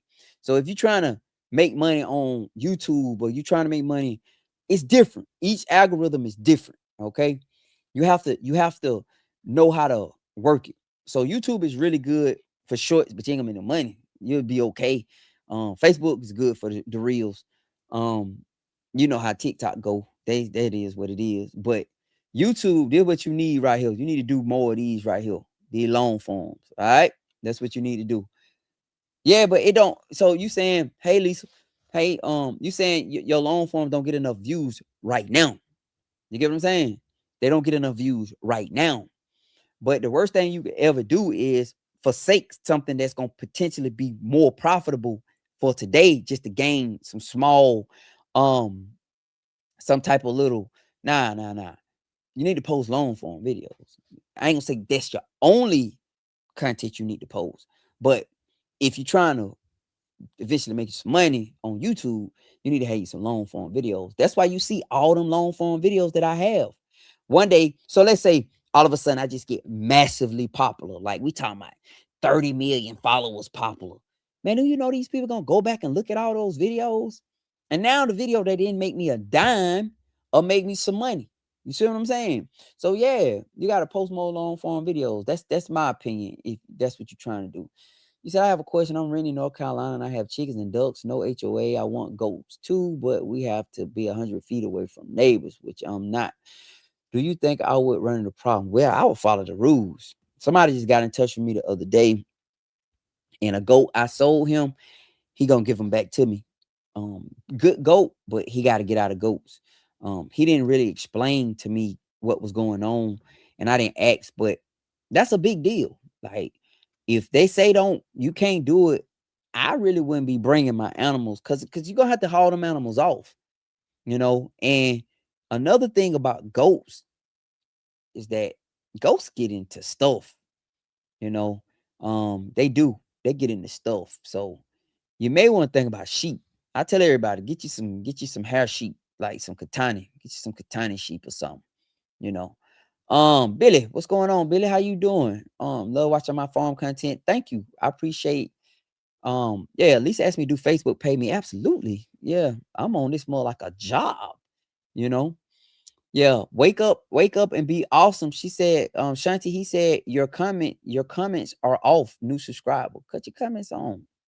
Yeah, yeah, yeah. Cut your comments on. He say your comments, wake up and be awesome just followed you. He just followed you. He said your comments are off. So I don't know which video he was on. Don't worry about it. Listen, if you trying to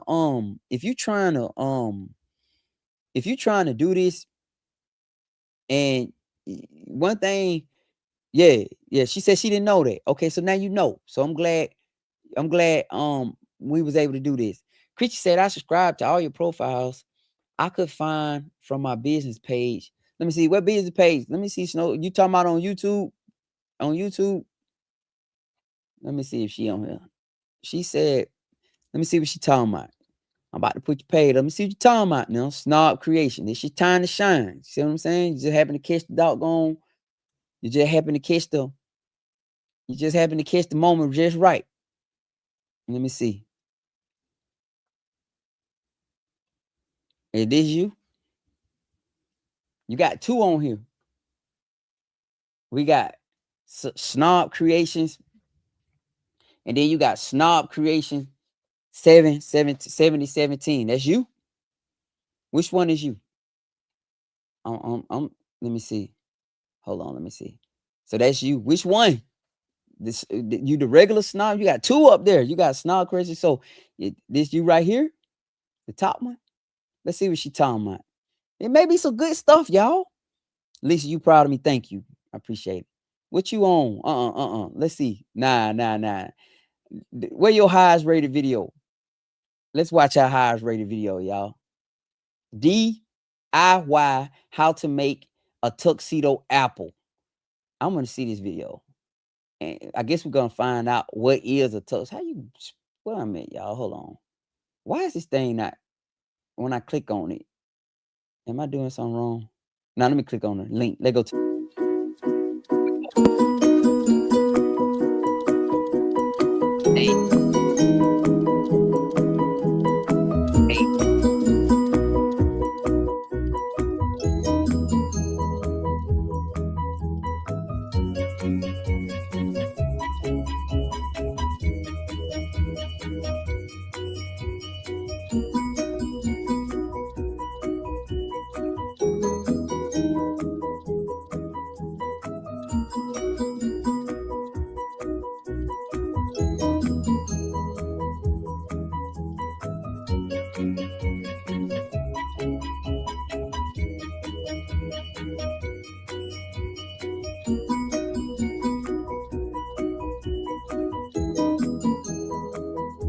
Hold on. Look.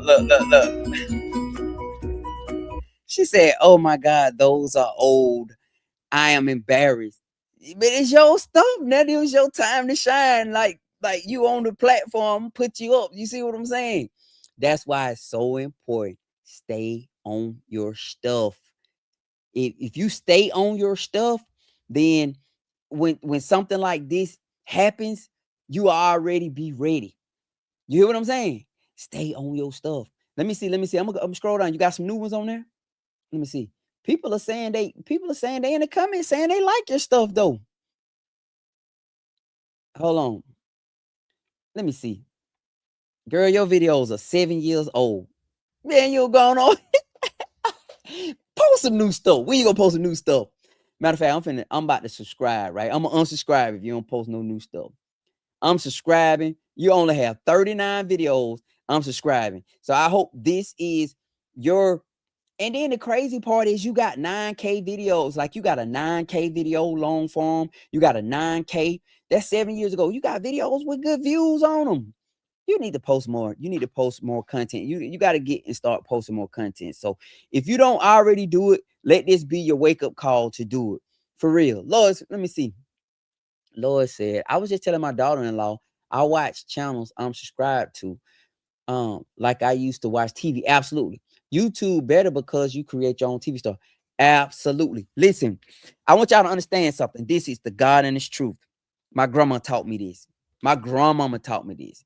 Lois said, you don't know who be interested in watching you as they cleaning up. Yeah, you got videos. You had, look, if just imagine you just did a video yesterday, I'd have put it out there. You blew up, right? So my grandmama taught me this. My grandmama sit in the house when she at home, and she just have a TV on, and she just be watching YouTube all day. My grandmama do not watch TV. She watch YouTube. So many people watch YouTube, guys. They watch YouTube. So YouTube is a content management platform like Facebook. It's a content management platform. It's not a social media thing. It's a content management place where people are uploading. We are the television stars now. Back in our time, we had the TV shows that came on every day or whatever. But now we are the TV shows, the people who are willing to create and put stuff out there. And we do it consistently that people know, like, what's your name again? Snob Creation. I'm gonna subscribe because I want to see the new content. But your last video was 7 years ago. 7. So you know how many people probably done came to your page and saw stuff that they like and they done checked back and they've never even, been back. So that's the thing, man. Create your stuff. You don't know how this stuff gonna take off. I'm looking. Let me look. I'm about to look. And if you got a YouTube video you want me to look at, so Chantel says she put her YouTube comments on. So if you went to Chantel page and her YouTube comments are on now. Yeah. But yeah. And then why you got 2 YouTube pages with the same name? Is that a thing or something I need to know about? And you got one with only one video up, I delete that video. I delete that page. I delete that page. Yeah, I'll get rid of that page. But all right, guys. Yeah, nah, we doing our thing. As always. I love y'all. So I want to support just like y'all support me. I can only do but so much now, and but if you got positive stuff and it's positive and I try my best to support it if I can, you know what I mean? But nah, man, you guys are awesome. But I'm subscribed. I just subscribed to 2 people. Larry, I want to start a page for first beginner cooker for younger people. Okay. Just do it. Just do it, Lisa. Lisa, take this out and turn it sideways. Turn it like this. I'm gonna show you what I do. I'm gonna show y'all something. Cause I fool with y'all, and I really and truly, genuinely, like want you guys to actually win. So it's not me just saying that. Okay. Let me show you a setup that I have that helps me. All right. This what helps me. All right. I'm putting it together right quick, and then I'm gonna show y'all that do. It's okay. Is it okay to buy land where I have to install my own septic tank and a well? You better do a perk test. Better do a perk test. You know what I mean?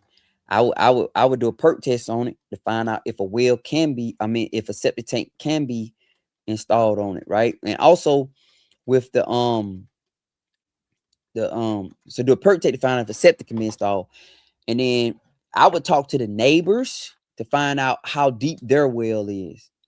I got you, Lois. Sit tight. I'm finna share it to you. Sit tight. I got you. Yeah, just sit tight. I'm finna show y'all what I use.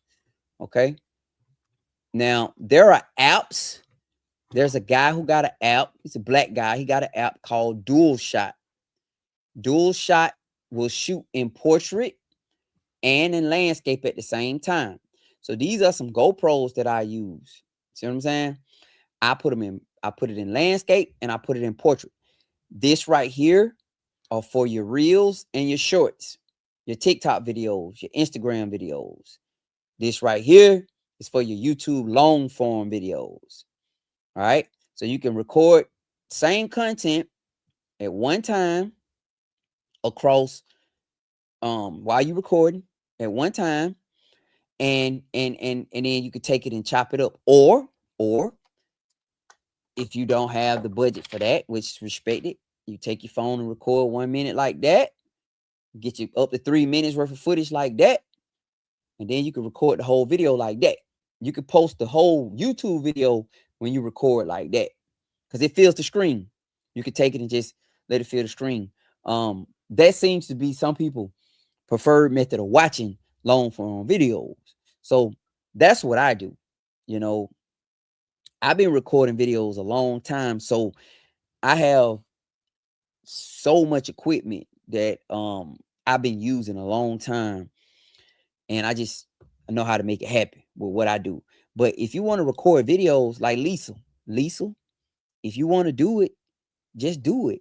Forget perfectionism. Let me show you something, Lisa. I'm gonna give you this. I hope, Lisa, if you still there, let me know if you still there, because I want to show you something. Let me see something. Let me see if let me show y'all what we used to do. It's cooking with let me get on my page. I gotta search my page. I'm gonna just show you what. Okay, so listen, Lisa, watch this. Let me take y'all and search on my page, right? Let me show you. These are the videos that I used to do, Lisa. 1 second. Let me put them up. Y'all. Hold on. I'm just showing you that I've been doing all this stuff for so long that I even try to cook a meal. So I've been working out, and every day I try to eat like healthy. I try to eat a lot of clean food. So every day I work out. So every I got this on. So look, we got these over here. I got these over here, right? I didn't want to do. I'm gonna make me some water right now that I can wash with. So what I'm trying to show to you is I got some cooking videos. Like I got a cooking video with Larry, part 1, part 2, like right here. All right, y'all. So I just got back from the gym. My wife on her way home. She had to work. You see?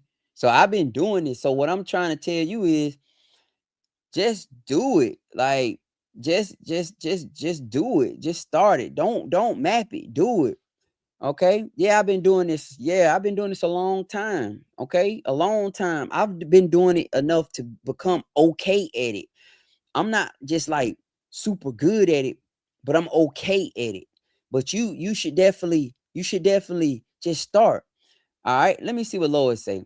Lois said, "Okay, thanks. I was wondering why some of my videos look different, and even some was turning to short." So listen, if the video is under 3 minutes, YouTube is going to turn it into a short. It has to be 3 minutes and above to make it be a video. So just talk, you know, get some, get your camera and talk. The biggest thing is learning how to edit the videos. Learn how to edit them, because if you learn how to edit them. I use CapCut to edit. That's what I use to edit. I like CapCut, but there's other things you can use, but I use CapCut. That's what I like to edit with. Okay.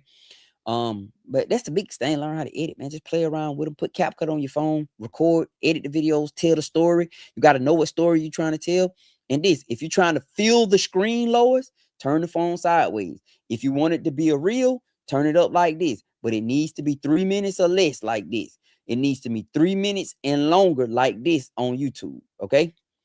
Hope it helped you. Rhonda said, "Hey, here is something I found that might help you with your pigs, goats, and cows. on the trailer easier. Yeah, I'm gonna check it out. I'm gonna check it out. But yeah, yes, ma'am. CapCut, Lois. It's CapCut. Look in the App Store, Google Play Store, and just type CapCut. That's what I use. Okay. And it should look like, let me show you. And they got a desktop version of it too. Okay. It should look like that. Hold on. Y'all can't see it, but it's a funny little zigzag app like this.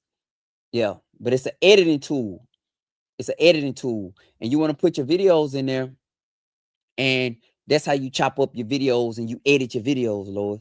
Use CapCut. That's the one I found to be the best. Reason why, because they have the transitions in them when you transition to videos. But just just edit them. Just teach yourself how to edit. You smart. Teach yourself how to edit. You'll do it. Just teach yourself.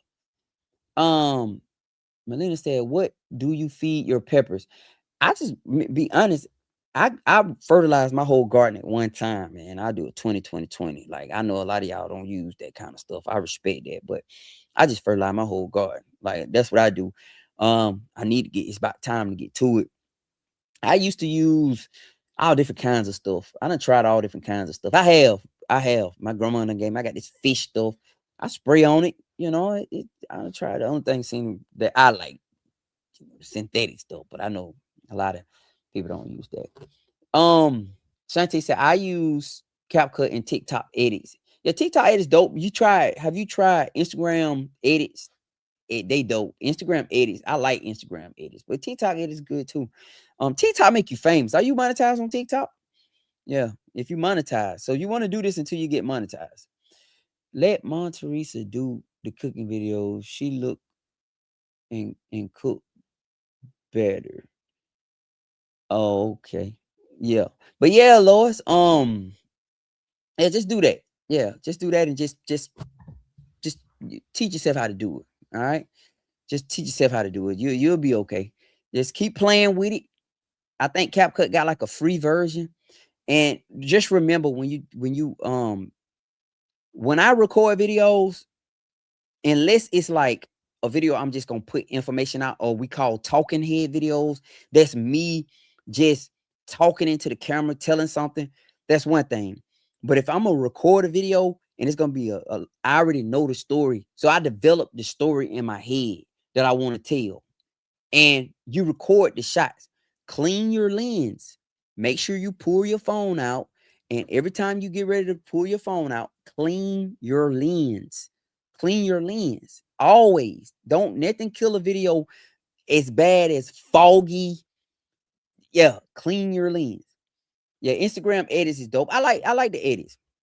You can put music directly in it on edits. I like edits. I do. I like edits directly. I really do. I like edits. Edits a good tool, especially for reels. For reels, not for long form. Now, if you want a wide video, long form, don't use edit. But I like it, man. But yeah, just try those tools out. I use that and just get busy. Just start recording. Just start recording, chopping them up, edit them, putting them out. You know, don't let them be the fail but a try. You know, just put them out. You get what I'm saying? Just whatever it is. If it's just a 30-second short you want to put your 30-second short out. If you want to put you whatever, but you got to keep it coming. You got to keep it coming. Like, you got to keep it coming. Like, people will fall in love with you and they'll stay consistent on your page. Like, if y'all look at over here, if you look over here, all these videos, these are videos that I have recorded when I was cooking back in my house. Me and Shannon, that's my grandkid's mother. Just back in the house, just cooking and just trying. You get what I'm saying? Just trying different stuff. Like, even right now, I'm streaming. Because streaming is the big thing. People want to engage with you, like talk with you. They want to find out what's up with you, right? So it's just always got to be transcending. It's got to be you doing something and just doing it. So if you want to do videos, just do them. Just do them. Don't sit back and worry about what people gonna have to say. Don't worry about if the people gonna like them. Just put them out, and you're gonna get people that hate. You're gonna get people that just that's gonna that come with the territory. So you definitely can't be worrying about that. You get what I'm saying? Because if you worrying about that, you in trouble. You're gonna have people that support, and you're gonna have people that hate. You're gonna have people that act like they supporting, but they really hating. They they he want to say it in a laughing way, he ha ha, just some hater stuff, but don't worry about it. You just look past that and keep going. Remember, where you're trying to go is greater than where you at and where you been. So you're trying to get to a place that's greater. So that means you're gonna have to go, and you can't worry about what God told Lot and his wife. Don't look back. Get what I'm saying? Don't look back. But anyway, I've been rolling, man. I've been on here 2.5 hours, man. I've been doing my thing for real. I wonder if it's gonna help my algorithm out, right? Just been recorded. I've been streaming for 2.5 hours using my Canon. I got a Canon 80D older camera that I've been had a long time that I'm streaming in. I was about to sell it, but then I realized the light came on. Like, why would you sell it? Use it. So I'm standing here looking at it. But anyway, let's roll. I'm gonna talk to y'all in a minute. I appreciate all y'all for liking, loving, commenting, locked in with me. Thank y'all so much. And we're gonna get out of here. I'm gonna talk to y'all in a minute, man. It's Larry. Peace.